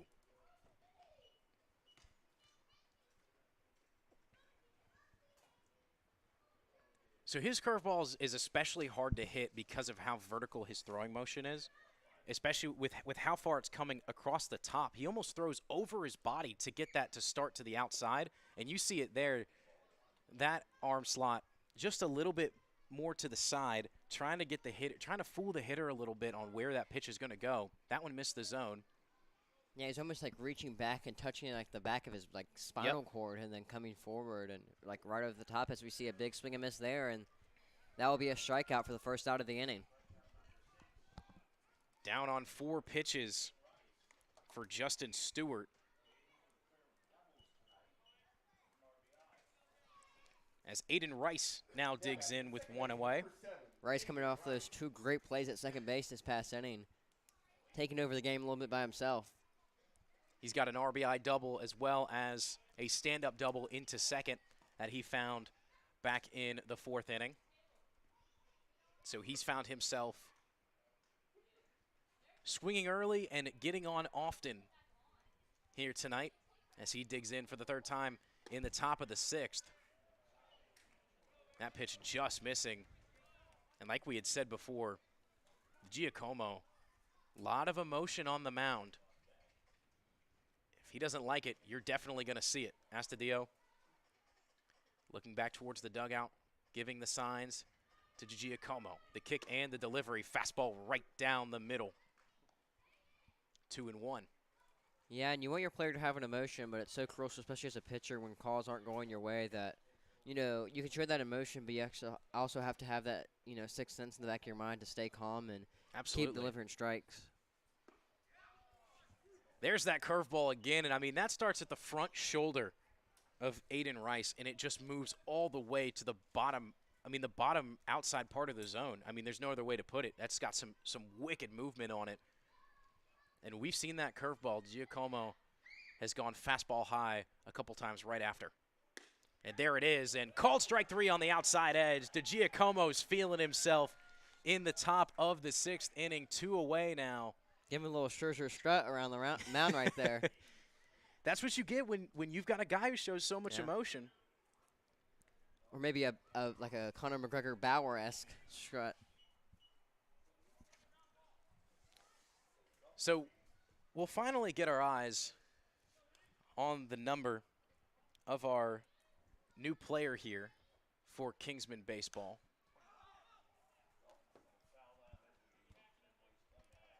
And that one will be fouled over top the third base dugout, as it will be an 0-1 count as we still trying to find out the mystery man that's hitting out of the left-hand batter's box for Kingsman. It's going to be Dalton Reeves, the 6'5" right or left-hander from Presbyterian College.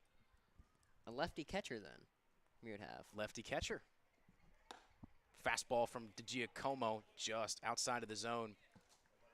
And he every time he doesn't get that pitch, he just kind of taps his cap up and just kind of has it sit there for a second. He looks up at the sky. Yeah. Recollects himself here. Glove over the top of his head and a delivery on that curveball. It's going to miss inside.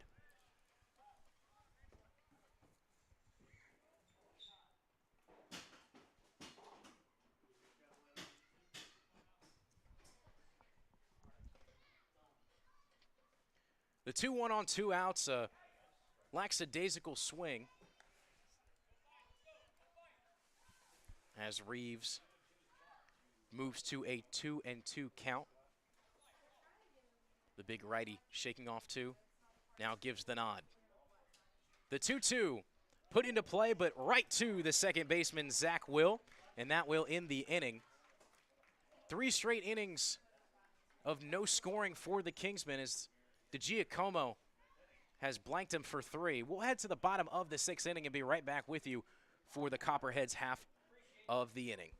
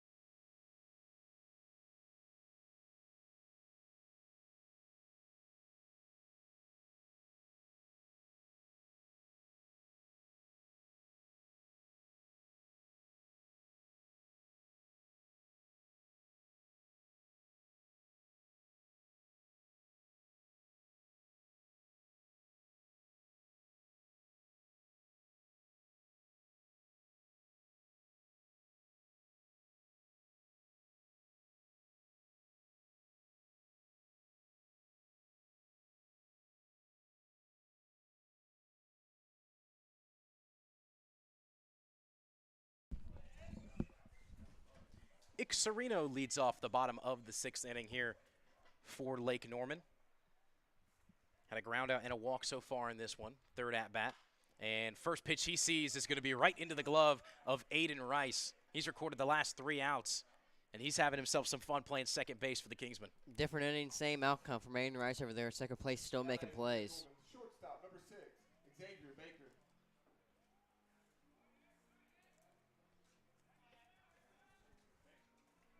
Baker had a walk in his last at-bat. And that's a fastball he sees run inside, but catch a part of the plate. Had a little bit of two-seam movement on it there, and it was just enough to catch the ump's eye, 0-1.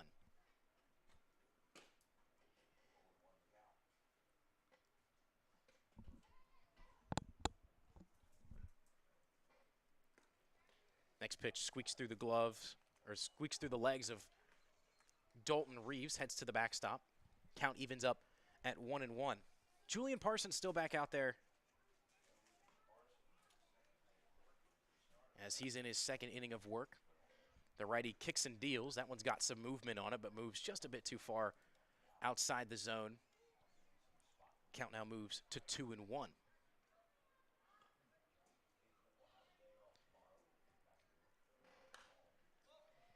Chases that one out of the zone and pops it up over the first base side out towards some of the spectators, some of the kids running over for it. Always one of the best part about these summer nights is, especially when it's a nice one out, got the kids out, getting some of those foul balls. Take a souvenir home from what's looking to be a great game. Is only a one-run game here in the bottom of the sixth. Parson deals, and that one's going to be taken out towards left center. Chasing back is the left fielder. Looks like it's going to stay in the park and able to make the catch is Lane McLevin.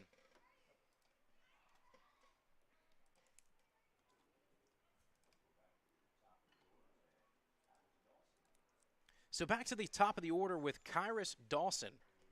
He's got a single in the first inning and back-to-back walks since then. And if you're the third baseman here, you have to imagine you'd be playing in on the bunt, but playing very far back and kind of a normal place in the infield. We'll see if Dawson takes advantage of that in a beautiful breaking pitch. Catches a piece of the zone for the first strike.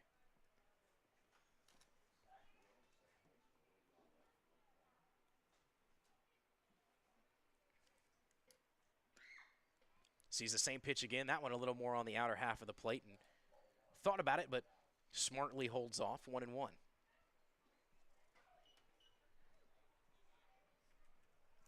The Kingsmen have an off night tomorrow. They'll be back in action at home against the Vipers. In a swing and a miss on a two-seam, way behind it is Dawson.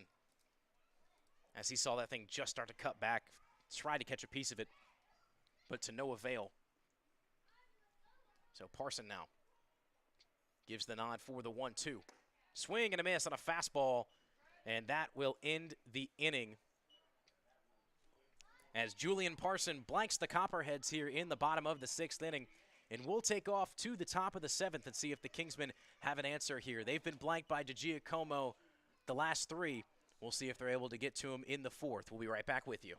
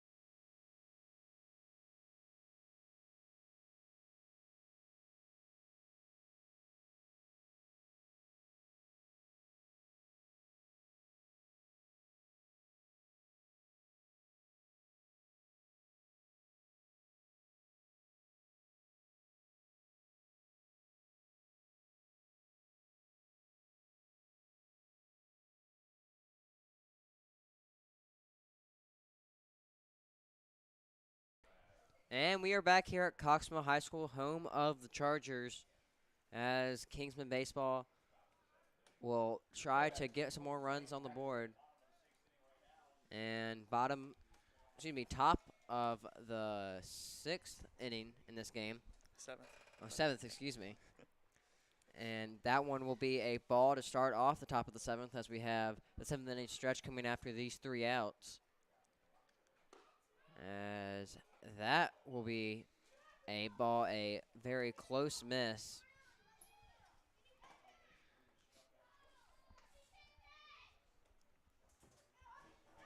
As DiGiacomo gets a sign, and that will be a strike painted on the outside portion of the plate. Now a 2-1 count, trying to crawl his way back into this at bat.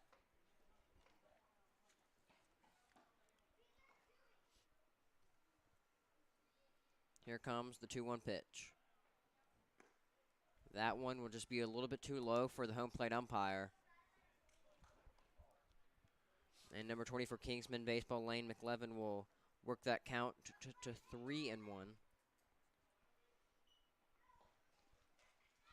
McLevin, a junior from Steele, Missouri, as he will foul that off, and that somehow got through the netting. And about almost hit a dog. We're back behind home plate, but luckily he's okay, and a little kid picks up that baseball as he will run that count to full 3-2.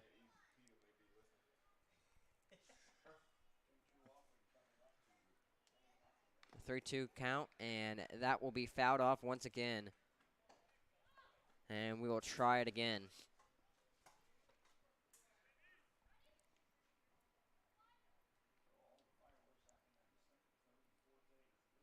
Gets a sign and delivers the 3-2 pitch. That one will be strike 3, as the Kingsman baseball dugout was not too pleased with that one, but a great frame behind the plate. And that is another strikeout for Giacomo. He's having a rough night with 3 strikeouts in a row. And we have a new broadcast partner on the call as of right now as my color commentator for this game, and for as long as I know right now is Reese. Welcome to the call. Thank you. It's a pleasure. As he is enjoying some beautiful baseball here at Cox Mill, as we are enjoying this game, hopefully as much as you are watching the game on the YouTube live stream, as that ball will be hit into right field. First baseman tracking back, and that ball will be out of play. And yes, it looks like it, as a great effort play by Peter Wells, the first baseman for the Copperheads, as he full sprinted back there, kind of tracking back, and had to watch himself with the wall, but he couldn't reach that one. As the Birmingham Southern College player Cam McNerney coming up to the plate for Kingsman, the junior from Kennesaw, Georgia. Down in the count 0-1. McNerney will get readjusted in the batter's box and get his feet settled and ready for this 0-1 pitch.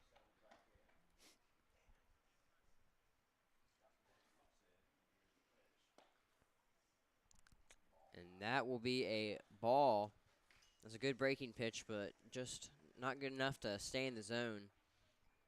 That was a close 50-50 call. So we have 1 ball, 1 strike, 1 out in the inning. And shows bunt, but it'll be a called strike anyway, as he might have got it back in time, but that fastball paints the outside portion of the plate. So Giacomo up 1-2 in the count, trying to put him away for his second strikeout of the inning. Here comes the 1-2. As that breaking ball misses low, as he tried to get McNerney to bite on that curveball, and he couldn't.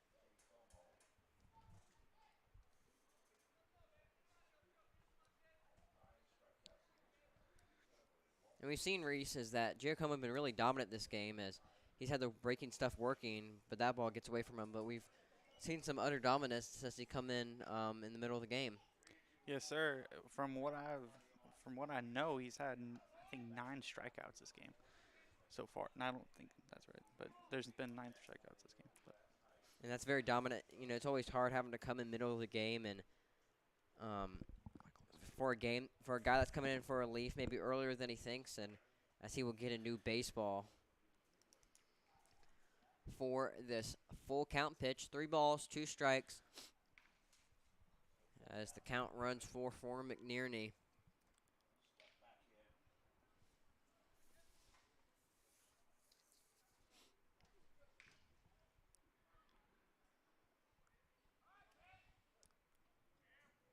McNerney, the leadoff man, will get the full count pitch. And that will be swung on for strike 3. As once another strikeout for Giacomo as he is on tonight. His favorite MLB player is Walker Buehler, and he's looking like him on the mound right now.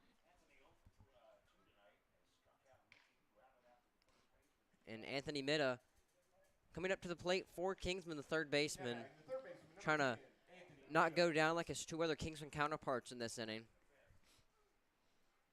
As the lefty steps in the box, and he will see the first pitch of that bat, and that is maybe a little too low for the home plate umpire, but down the middle.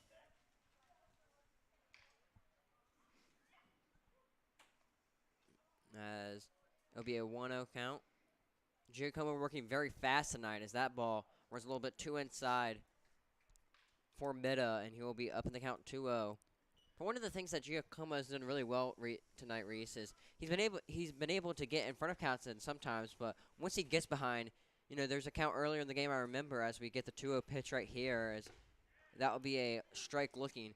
As he was down 3-0 in the count, he battled back in 3 straight strikes and got a strikeout. As you know, that willingness to work back at the count and make the hitter work for it. Yes, sir. He's been absolutely beautiful with his breaking ball tonight. As we see a breaking ball right there, a little too low for the umpire's liking, and he will fall behind 3-1. We'll see if we can have a little bit of that fight back in this at-bat again and see if he can throw 2 more strikes past Mitta. Mitta with that bat low on his shoulder, and he will watch that strike go by as he was about to trot down to first base. As that's happened a couple times tonight, Reese, is where guys have, for Kingsman especially, I've thought that they're getting ball 4 and about to throw the bat, and the umpire just says, hey, come back here, or that's strike 3 looking. Yeah, I mean, as that 3-2 pitch will be drived into left field, and a good running play from the Copperheads left fielder, as that will end the top of the 7th inning. And your 7th inning stretch is coming here now. We'll be back in the bottom of the 7th for some more Lake Norman Copperheads baseball.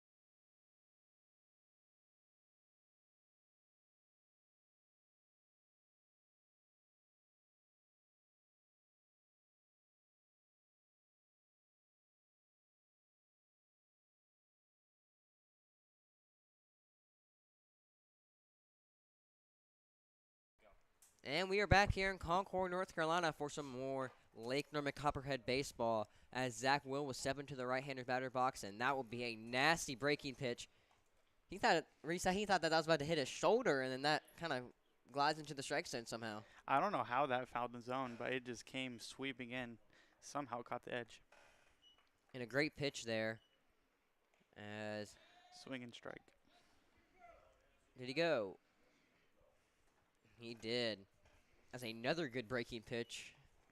Not much break, but just a sliding action, especially coming from a right-handed pitcher, coming across the plate and almost into that left-handed batter's box. So we have an 0-2 count. That ball will be poked into shallow right field, and the second baseman for Kingsman baseball, the Davidson product, Aiden Rice, cannot get there, cannot make another one of those magnificent plays he's made in this game, as that will loop over his head, and the right fielder, Justin Stewart, will retrieve that and throw it back into the infield. So a leadoff single for Zach Will, as there will be one runner on and no outs this inning. Number 23, Christian Maceda. As Christian Maceda steps to the box for the Copperheads. Maceda will look at that first pitch, turn on it down the left field line.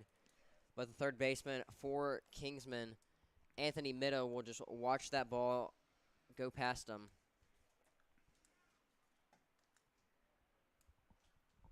We saw Maceda there, maybe a little too excited for that one, turned on it a little too early, and was pulled that one foul. As we see the 0-1 pitch, that ball is lined into the gap. That ball will get down. One runner coming around second, another one coming around third, as they will hold the runners.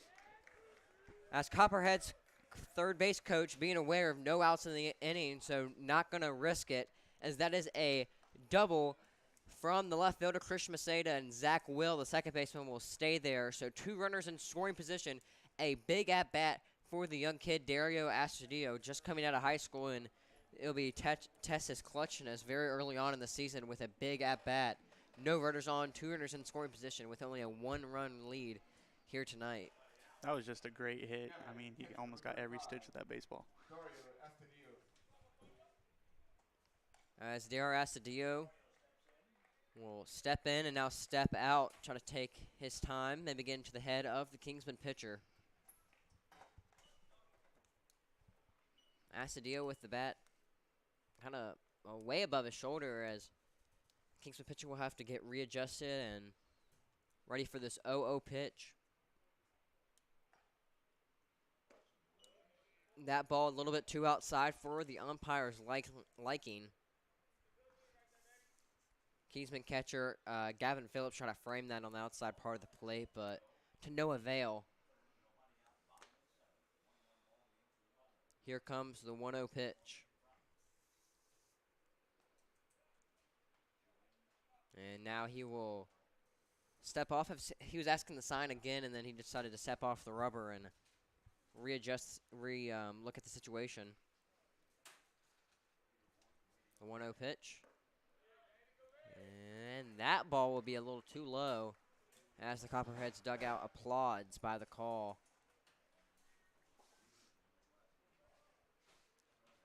And Gavin Phillips looked like he was about to go out there and ask for a mound visit, but no, they will walk Dario Astudillo. So a bases loaded situation for Peter Worth.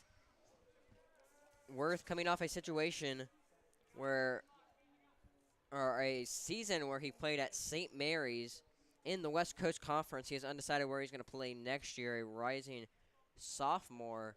And I think we might see a pitching change here for Kingsman, as we will see what Kingsman head or manager decides here, as there's a conference with all the infielders, pitcher, catcher, as they're talking over the situation. Not a situation you want to be in as a pitcher. Probably the worst situation you can't be in. Bases loaded, no outs. But we'll see if maybe they throw a new arm out there and see if they can change their ways in this inning. I mean, maybe, or I mean, he has to just come back and just throw strike after strike in order to get his team out of this situation. And it looks like they will stay with their man. Who's pitching for Kingsman right now?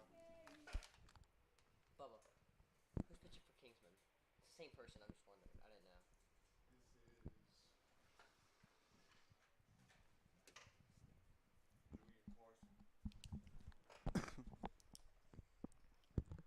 And the Kingsman manager decides to stay with Julian Parson, the USC Upstate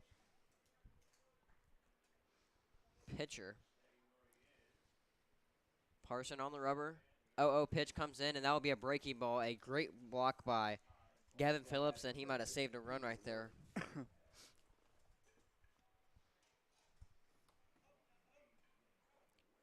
Phillips helping his pitcher out there, and we'll see. As you have to believe as a pitcher here, you kind of have to you have to throw strikes, obviously, but you have to trust your defense and then making plays. So that is a big hack by Peter Worth.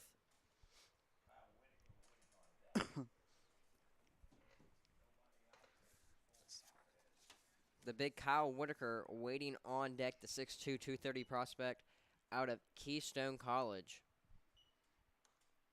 Here comes the 1-1 pitch, and that ball will be outside. Another great block by Kevin Phillips. It's so reassuring as a pitcher when you have a guy behind the plate that you know that you can throw balls in the dirt and he will block them, especially with base load situation or runner on third. Any little mess up by the pitcher or catcher could have a run come in that isn't necessary. Yeah, these last couple pitches, Phillips has been phenomenal blocking them. That fastball will ride high. And Parson down 3-1 in the count. It's still 3-1 count, but I feel like if you're the hitter here, I don't know if you necessarily have the green light because this guy has obviously walked 3 batters before you, and it's basically a low situation. You might want to take here. We'll see the outcome, as that will be ball 4. And that will force in a run, as that gives the Copperheads a 2-run advantage.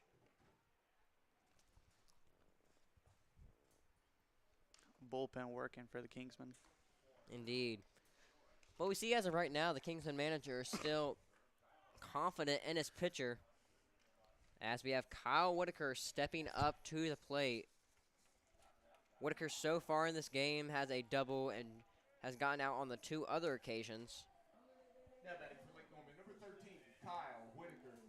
Well, Whitaker with a big frame. If he turns on a baseball here, you're expecting it to go far even with that wood bat. That ball in the dirt. Last couple pitches have been in the dirt. Mhm. Again, awesome blocking by Phillips.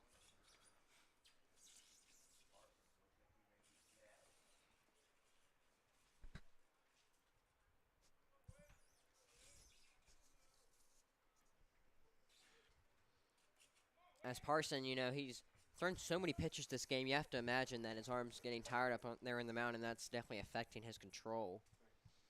Absolutely. I mean, his curveball had a lot of control and a lot of movement in the beginning. Now it's usually just down in the dirt. 1-0 pitch, and that ball will be swung on by Whitaker. That was a healthy hack. Indeed.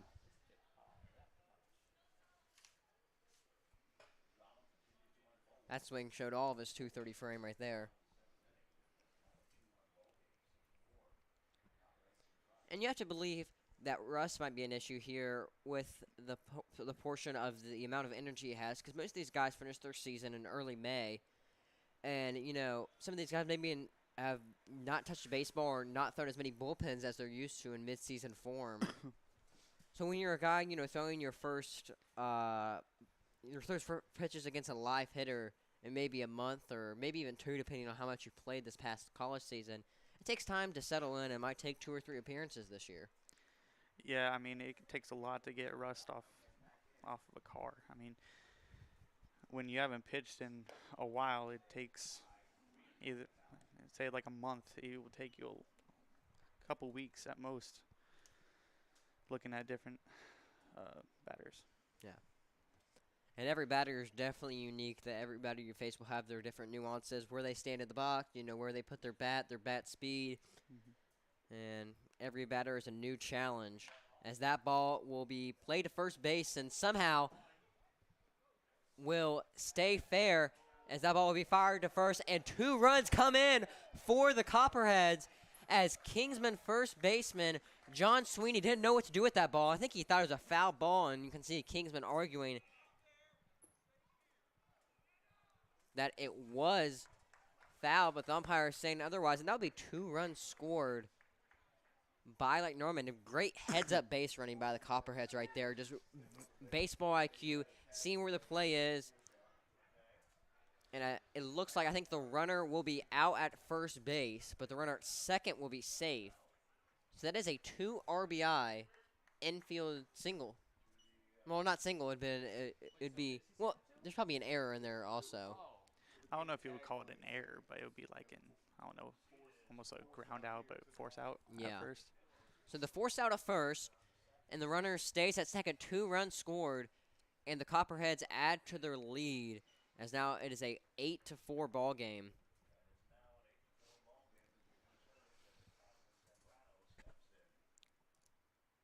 As in John Sweeney there, you always got to play the ball as it's fair, and unfortunate for him there, it was kind of a weird situation where that ball was played.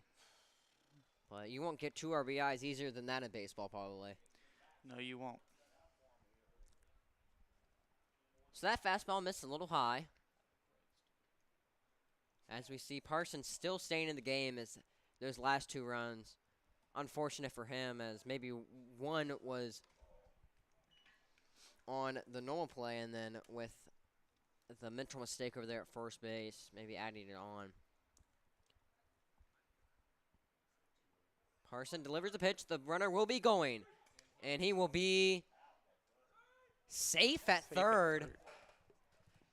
As the Kingsman baseball dugout says, you got to be kidding me. They have not been happy not only with that call in this game, but many other strike and ball calls, as this just piles on their frustration. I was for sure he was out at third, but according to the umpire, he was safe. So that's what the call will be. Well, it looks like the baseball was definitely there in time, as we see Kingsman manager coming out to discuss that, as he shows his displeasure with that call. I don't know if the tag was in time or not. I couldn't really tell that all that well. Yeah, what I was thinking is maybe he got under the tag, or the ball was bobbled possibly, or something of that nature, because the ball definitely got there in time. Oh, yeah, for sure. So the umpires have a little discussion. Kingsman manager will strut back to the dugout. He's walking back to second now. So that's something that I have not seen before. No, not at all. I guess the manager had to say something, so.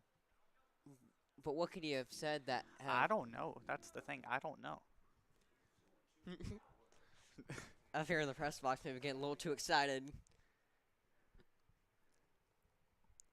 with the middle inning music we have here at Cox Mill High School. A great environment to watch a baseball game for sure. Make sure, if you can make home games this year, make as many as you can, as they're great to watch. Obviously, you're watching them on the YouTube stream. Might as well come out to the ballpark, have yourself a hot dog, and watch yourself some quality college baseball, as we see that one fouled off into the abyss of the softball field that's behind here.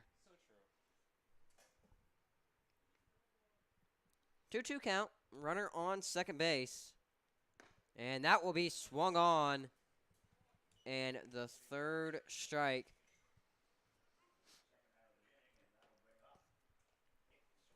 And that will bring up the DH for the Copperheads. Ixarino batting in the 8th spot.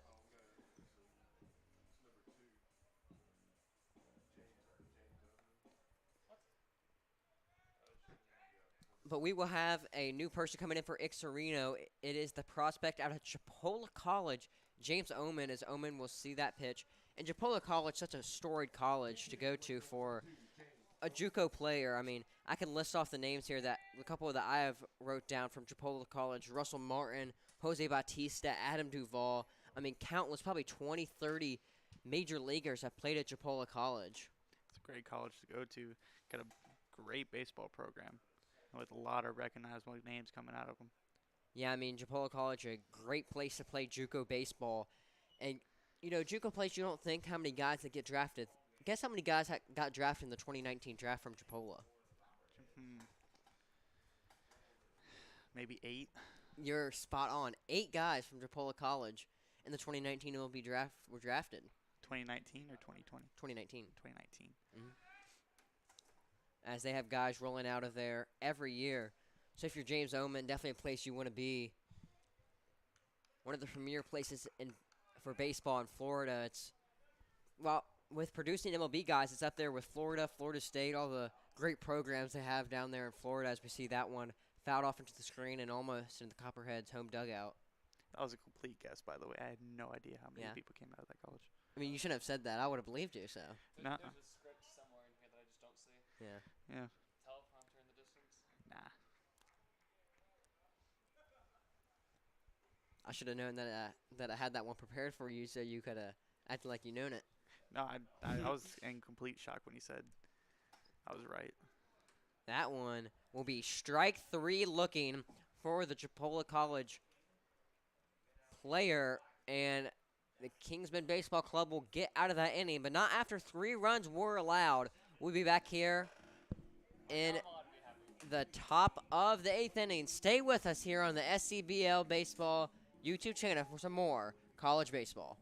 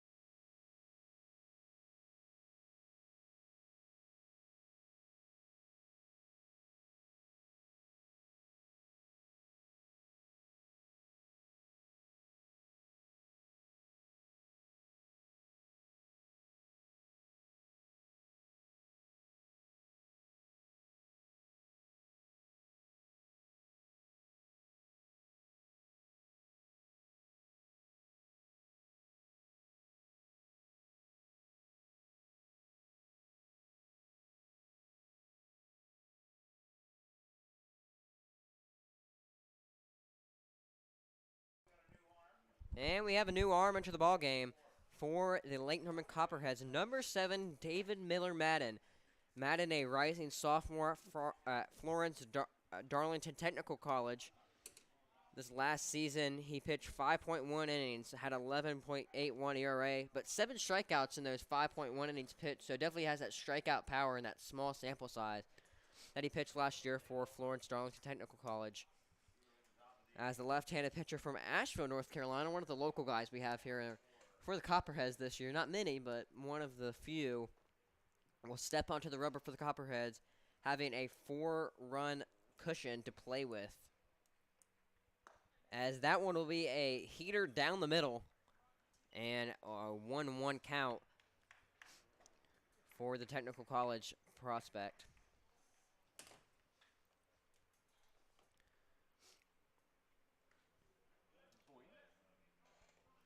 That one will be fouled off into the netting behind home plate as we see a Kingsman player come and get that one. Coming to get that one was number 9, Burt Camper out of Townsend. Yeah. Sawyer Reeves on batting. That was a healthy hack. Swung on, missed. For sure. Reeves out of the Citadel, as I mentioned earlier, was a all-freshman selection out of the Southern Conference for the Citadel. So some high honors and a great baseball conference in this one of the better conferences in the South to have the all-freshman honor, especially for such a prestigious school as the Citadel is.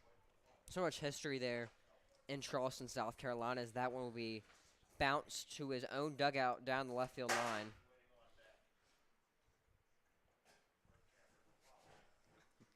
Two balls, 2 strikes, no outs in the inning.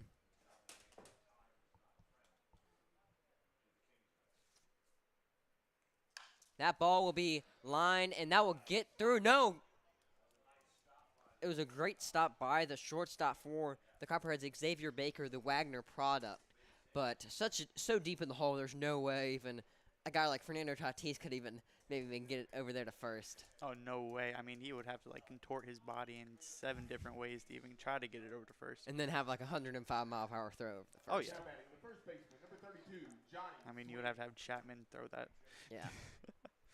Well, it's not always how hard you hit it, it's where you hit it. In that position, it was where he hit it, and he will lead off first as that ball will ride up inside, and that will hit number 32 on the Kingsman baseball team. That number 32 is Johnny Sweeney. So the big lefty, the 6'5", 230 product out of Lakeland College, the rising junior, will take his base.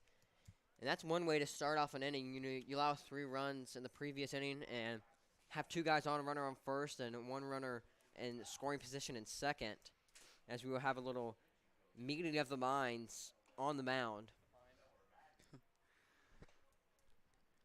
I mean, if he didn't play that, do that play how he did, that shortstop did for Lake Norman, we might have runners on the corners right now. But 1 on first and second.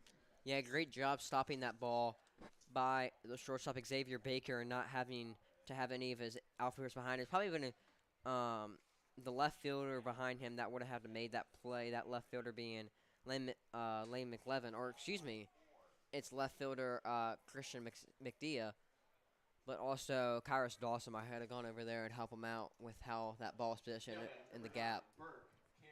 Definitely.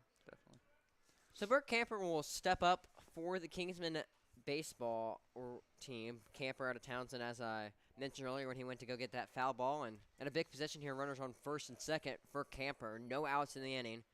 As he will see that fastball down the middle, and that will be fouled up over us in the press box. As we're safe in here, but... I mean, good thing we had to have a net right in front of us, or every foul ball is going to come straight at us. Yeah. Well, me and David were talking. Hopefully we can get a foul ball off the concourse and in here this year. That's our goal. I mean, hopefully. By the end of the season. I've never seen it, but we might have something. I might have to bring my glove to every game just to make sure. Just to make sure. Notes in my right hand, glove in my left hand. As that is a nasty curveball right there. And it will be a 0-2 count now.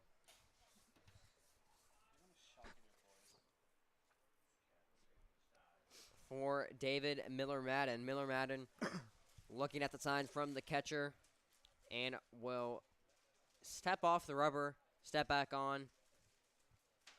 And it's a big pitch here coming for the Copperheads.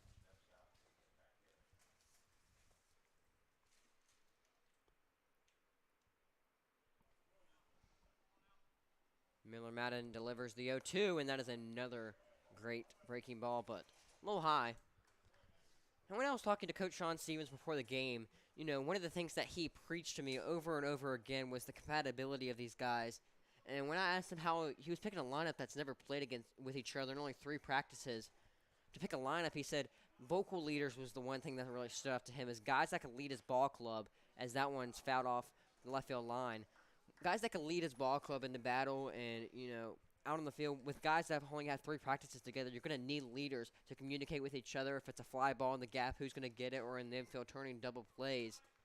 And that's one thing that he preached over and over again, was leadership and compatibility with these guys. And you really need that when guys are only together 3 practices. Some guys know each other from, you know, being around the Charlotte area and previous travel ball teams and college teams, as Miller-Madden will flip that over to first base, not even try to turn 2.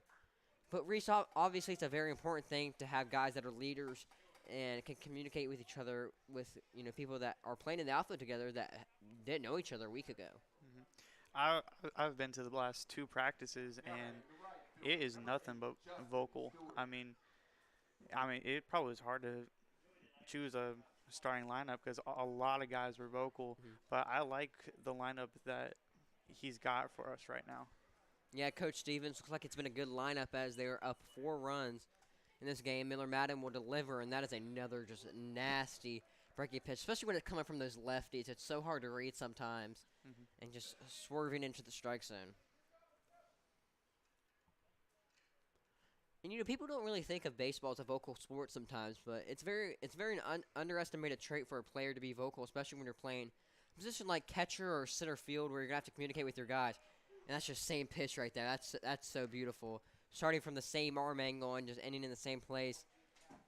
And the 0-2 count to Stewart.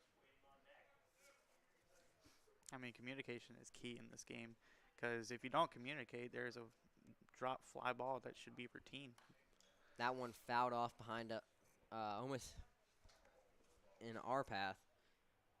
And yeah, that's something you really need everything in every sport is a guy that can lead your ball club or your football team, soccer team, whatever you're talking about there, and can step up as a leader and lead your guys day in and day out in practice and in games.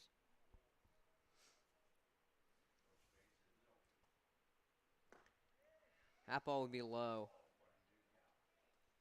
And even when you're talking about a guy that is a vocal leader, in this sense, it's even harder to find. I feel like it'd be even harder to find those guys because when you're in a normal team, like a school team, for example, your high school, you know these guys, or college, you know these guys from class or, hanging out outside of baseball.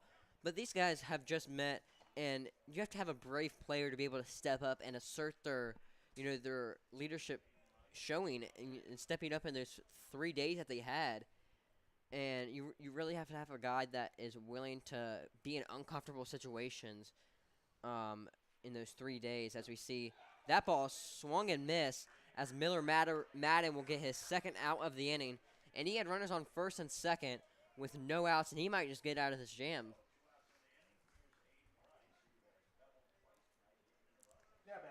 The guy that Miller Madden probably didn't want to see stepping into the box, the Wildcat, Aiden Price, as he has 2 doubles this game, and another double right here would shift the whole momentum of this ball game, as that one will be a little bit low for the umpire's liking. You have to think about another double here, scoring 2 runs. We look at this ball game as kind of a comfortable lead from the Copperheads to a game that can be really, in one swing, be completely different. I mean, that's the beauty of baseball.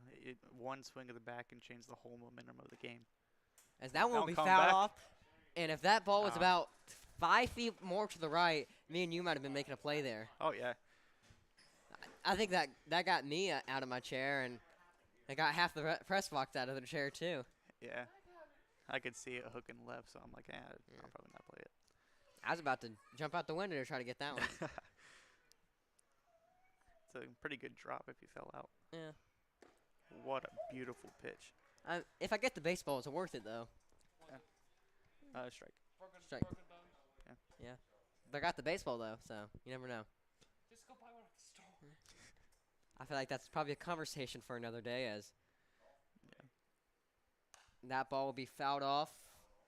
And different pitch, same place as usual, about the softball field area. That void. Yeah.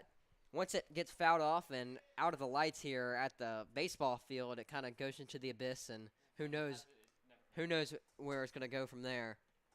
As we have a 1-2 count, 2 outs, runners on second and third, and that will be strike 3 for Miller Madden as he painted the bottom part of the strike zone right there. Miller Madden had a runner on first and second right there, but showing the resilience, getting back into counts, and getting out of that jam as the Florence Darlington Technical College sophomore. What a great inning right there, and to step into that and get out of that jam really shows, his wherewithal with the game. He capped off that last pitch with an absolute filthy slice of cheese. We'll see if Miller Mountain comes back out for another inning for the Copperheads as he has those off-speed pitches really going. Stick with us as we have more Southern Collegiate Baseball League action. We'll be right back from Cox Mill High School, home of the Chargers.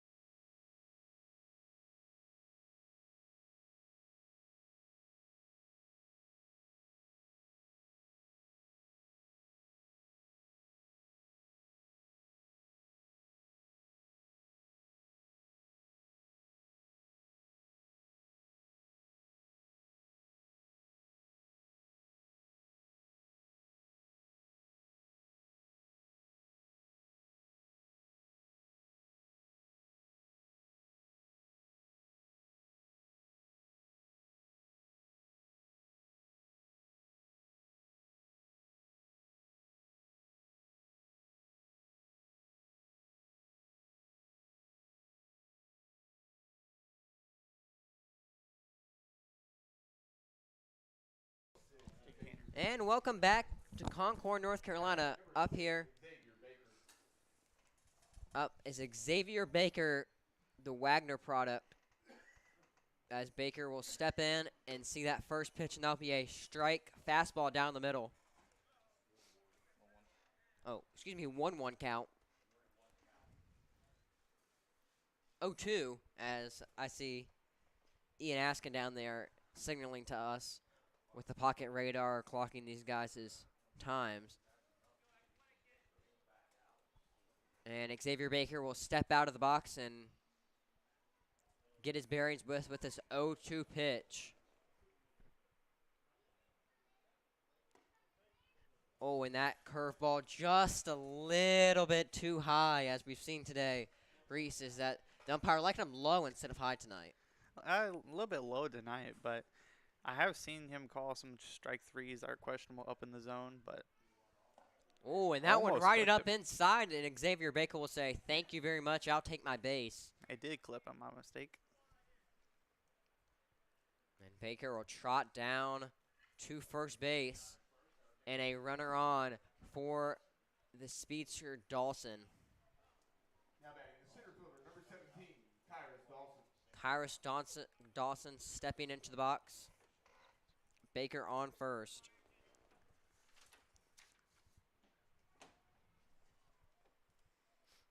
Dawson a little bit bending the knees in his stance, and he will decide to bunt but pull back as Baker thought about going there, but a good job controlling that baseball by Gavin Phillips, and that will keep Baker at first. As you would think that the third baseman for Kingsman, Anthony Middle, would maybe come in as he's seen Dawson steal some bases tonight and then showing bunt right there, but he's sticking with his position as a slow throwback over there to first. Nothing too threatening for Baker. I'm surprised they kept Parson out on the mound as long as he has. Yeah, Parson definitely has some difficulties in the last inning, but Kingsman sticking with their man that pitched last night as well, so definitely some fatigue setting in. I mean, you would think he would have some fatigue. I mean, Yeah. most of the balls I've seen tonight are kind of in the dirt, so I mean, I don't know what he's thinking. Right That now. might kind of go with the fatigue there. A little bit. As that ball will be low. And bullpen empty too for the Kingsmen. Yeah, you definitely think they'd have somebody warming up just I mean, in you case. would think, but it's not reality right now. Yeah. That's why we're not in the dugout, right in the way dugout and making the decisions. As that one will be a little inside, but the umpire liked it, so he will call it a strike. I mean, you're gonna have serious faith with Parson right now. Mhm. I mean, Yeah. Especially after, allowing those 3 runs, having enough faith in a guy to say, hey, I trust you to go back out there and give me some quality outs. Yeah. I see we'll check on Baker once again, and Baker will be up there standing.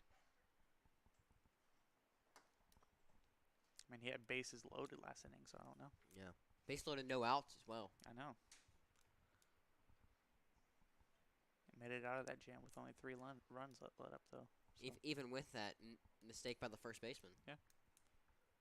Here comes the 0-1 pitch, but he will check on Baker once again as he's very wary of the speed running threat. Especially you don't want to have a guy that can get on second and then another speedster coming on once again, and you have 2 guys to worry about. Yeah. I mean, you can always worry about the double steal or one going and one not. And that is a great breaking pitch from Parsons, as that's probably one of the best ones we've seen tonight. Yeah, I mean, he still has some control left with his curveball, or the breaking ball. Yeah. Well, up 0-2 in the count. Let's see if he can capitalize on the advantage. Dawson trying to say otherwise. Baker will go. That ball low. Baker will be safe in there as the throw from Calvin Phillips is just a little bit late. And Baker now in scoring position for Dawson. Dawson already Oh, he's going 3. Oh, he's going 3. As they did not have time. So he would be safe. What a great heads-up base running play from Baker. I mean, Caught Kingsman sleeping. He said, you know what? I'm going to take third base as well. Why not? why not? I mean, have a comfortable lead a little bit. And you can definitely see the frustration coming from Kingsman as a team. Yeah. You know, we saw the manager coming out to speak after that really weird play we had last inning where the guy stole Oh, wait. third and then the umpire said, hey. He's out, apparently. Well, that is a turn of events right there.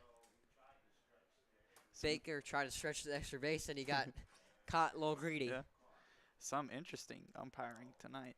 We've had some interesting base running just Oh, yeah. as a whole. Yeah. As we that one lined up. I mean, we had the guy that stole third and the umpire said go back. We had that right there. We had the guy that had the double earlier this game and almost fell face first into the dirt before reaching second base. He was stumbling all the way down there. Who was that? Was it Worth? I think so. Yeah, it was Worth. Peter Worth. Dawson will take a hack at that one, but to no avail. Goes down on strikes. Yep. So now 2 outs in the inning and a much better showing from Parsons here as getting settled into this game. But he's still having to face the meat of this order as Zach will step in, the second baseman for the Copperheads.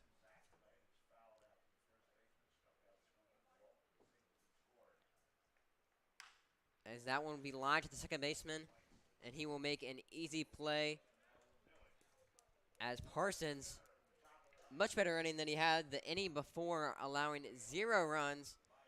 But the Copperheads still up by 4. We will be back here in a moment where Kingsman Baseball tries to look and dig in to that 4-run deficit.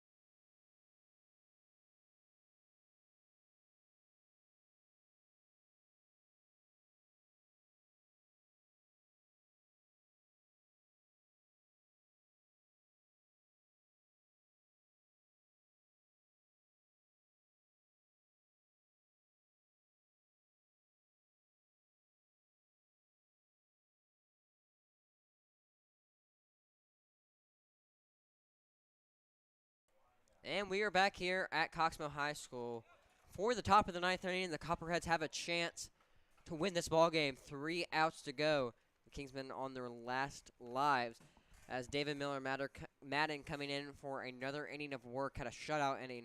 Had runners on first and second with no outs last inning, but able to work out of that jam. And I will say something as back on the mic here for the top of the 9th here. I was down talking with one of the players behind home plate here, behind the screen, taking some pictures, and that curveball he's got is absolutely filthy. I mean, you could see it from up here, but being on eye level, that thing drops from your eyes to below your belt. I mean, within just it's crazy, and it's insane to watch. And especially when it's coming from that lefty arm. I mean, Oh yeah, definitely.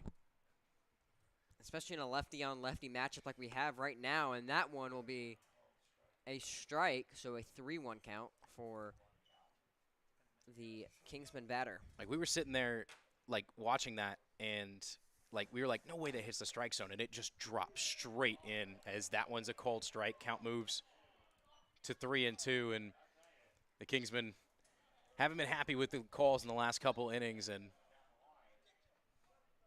some frustration being shown on our umpire zone tonight. I think we had 1 ejection last year, so hopefully none this year. Hopefully we can keep the tally down. And there's that breaking pitch, that curveball that's just absolutely filthy as that rings up the batter. And Miller Madden just taking a strut around the mound, just appreciating his work as you have to after such a great pitch like that. Dalton Reeves so frustrated walking back as he thought he had a walk and unfortunately did not. So with 1 away, Lane McLevin steps up from the right side. He watches the fastball pass by on the first pitch, 0-1. He struck out on every at-bat so far tonight, 3 Ks for McLevin. Breaking pitch, swing and a miss, 0-2 count now as David Miller Madden's having his way after he found his stride in the last inning. Now Miller Madden with an 0-2 count, trying to put away another batter with another strikeout. As that one will just be a little bit low and outside. So now 1-2 count. A little bit low on that curveball there. As we now see the 1-2. Swing and a miss on a high fastball. Sits down back-to-back batters, and the Copperheads are 1 out away from picking up their first victory of the year. 1 game, 1 victory. As the Copperheads would be them and the Concord Athletic would be the only undefeated teams left in this young season, very young season. Looking to go undefeated all time here at Cox Mill High School. Yeah. I mean, stat's a stat. Miller. We'll have that for a week as well. Miller Madden's got to get through the top half of the order, however, as Cam McNearney will dig in. He's had a strikeout, a ground out, and a strikeout so far in this one. We can also say that about Concord Athletics out there undefeated on the road. Yep. So early season so far, Yeah. however, got to have some fun with the stats here. Maybe have to get a little ahead of ourselves. Yeah. A stat's a stat. Might not mean much, but It's still there. the 1-0. Two-seam fastball just catches the inside part of the plate. And some more disapproval from the Kingsman dugout, and I can't blame them either. Yeah, I mean, it just feels like nothing because been able to go their way. They were up early in this ball game, and the Copperheads been able to battle back. As here's the 1-1 pitch, and that one will not be called a strike. So 2-1 count for Miller Madden. It's felt like the strike zone's almost been turned on its side a little bit. It's just kind of turned on its side and centered, not getting much at the top, but getting a little more off the edge of the plate and down low. The 2-1 from Miller Madden. And down in the dirt, good block by Astudillo. And that's really with any umpire. You know, some umpires stay solid the whole game, but you'll have fluctuations throughout the game and what they're feeling like. Yep. Also comes with the pitcher that's on the mound. Exactly, it does too, especially with the different movements, just how they see it and how the catcher frames it as well. Such different arm angles that we've seen tonight. Over the top, and then we've had a little sidearm. Most We've seen a definitely. little of everything. That's a cold strike on the 3-1. As that one ran just inside the zone on the inner half of the plate. Full count here with 2 outs. Kingsman on their last strike. The 3-2. Got him swinging a high fastball, and that's a victory for the Lake Norman Copperheads. David Miller Madden finishes the last 2 innings of the game, and the Copperheads move to 1-0 on the season. Kingsman baseball moves to 1-2. As that will be it here from Cox Mill High School. We had pretty much everything you could ask for in this game. Some drama, some bombs, some great hitting, and some great pitching. And the Copperheads happen to be on the victory side of it. As for myself, Zane, and Reese, we thank you for joining here on the SCBL Baseball YouTube channel. We will for sure be back with you on June 17th here at Cox Mill High School, and hopefully, if you stay up to date on social media, we will maybe be broadcasting somewhere else this week. We're not sure where yet, but if we do, we might be out at Moore Park, hopefully, but who knows. But as for myself, David, Reese, and Zane, we hope you have a fantastic rest of your night, and take care, everybody. We'll see you next time.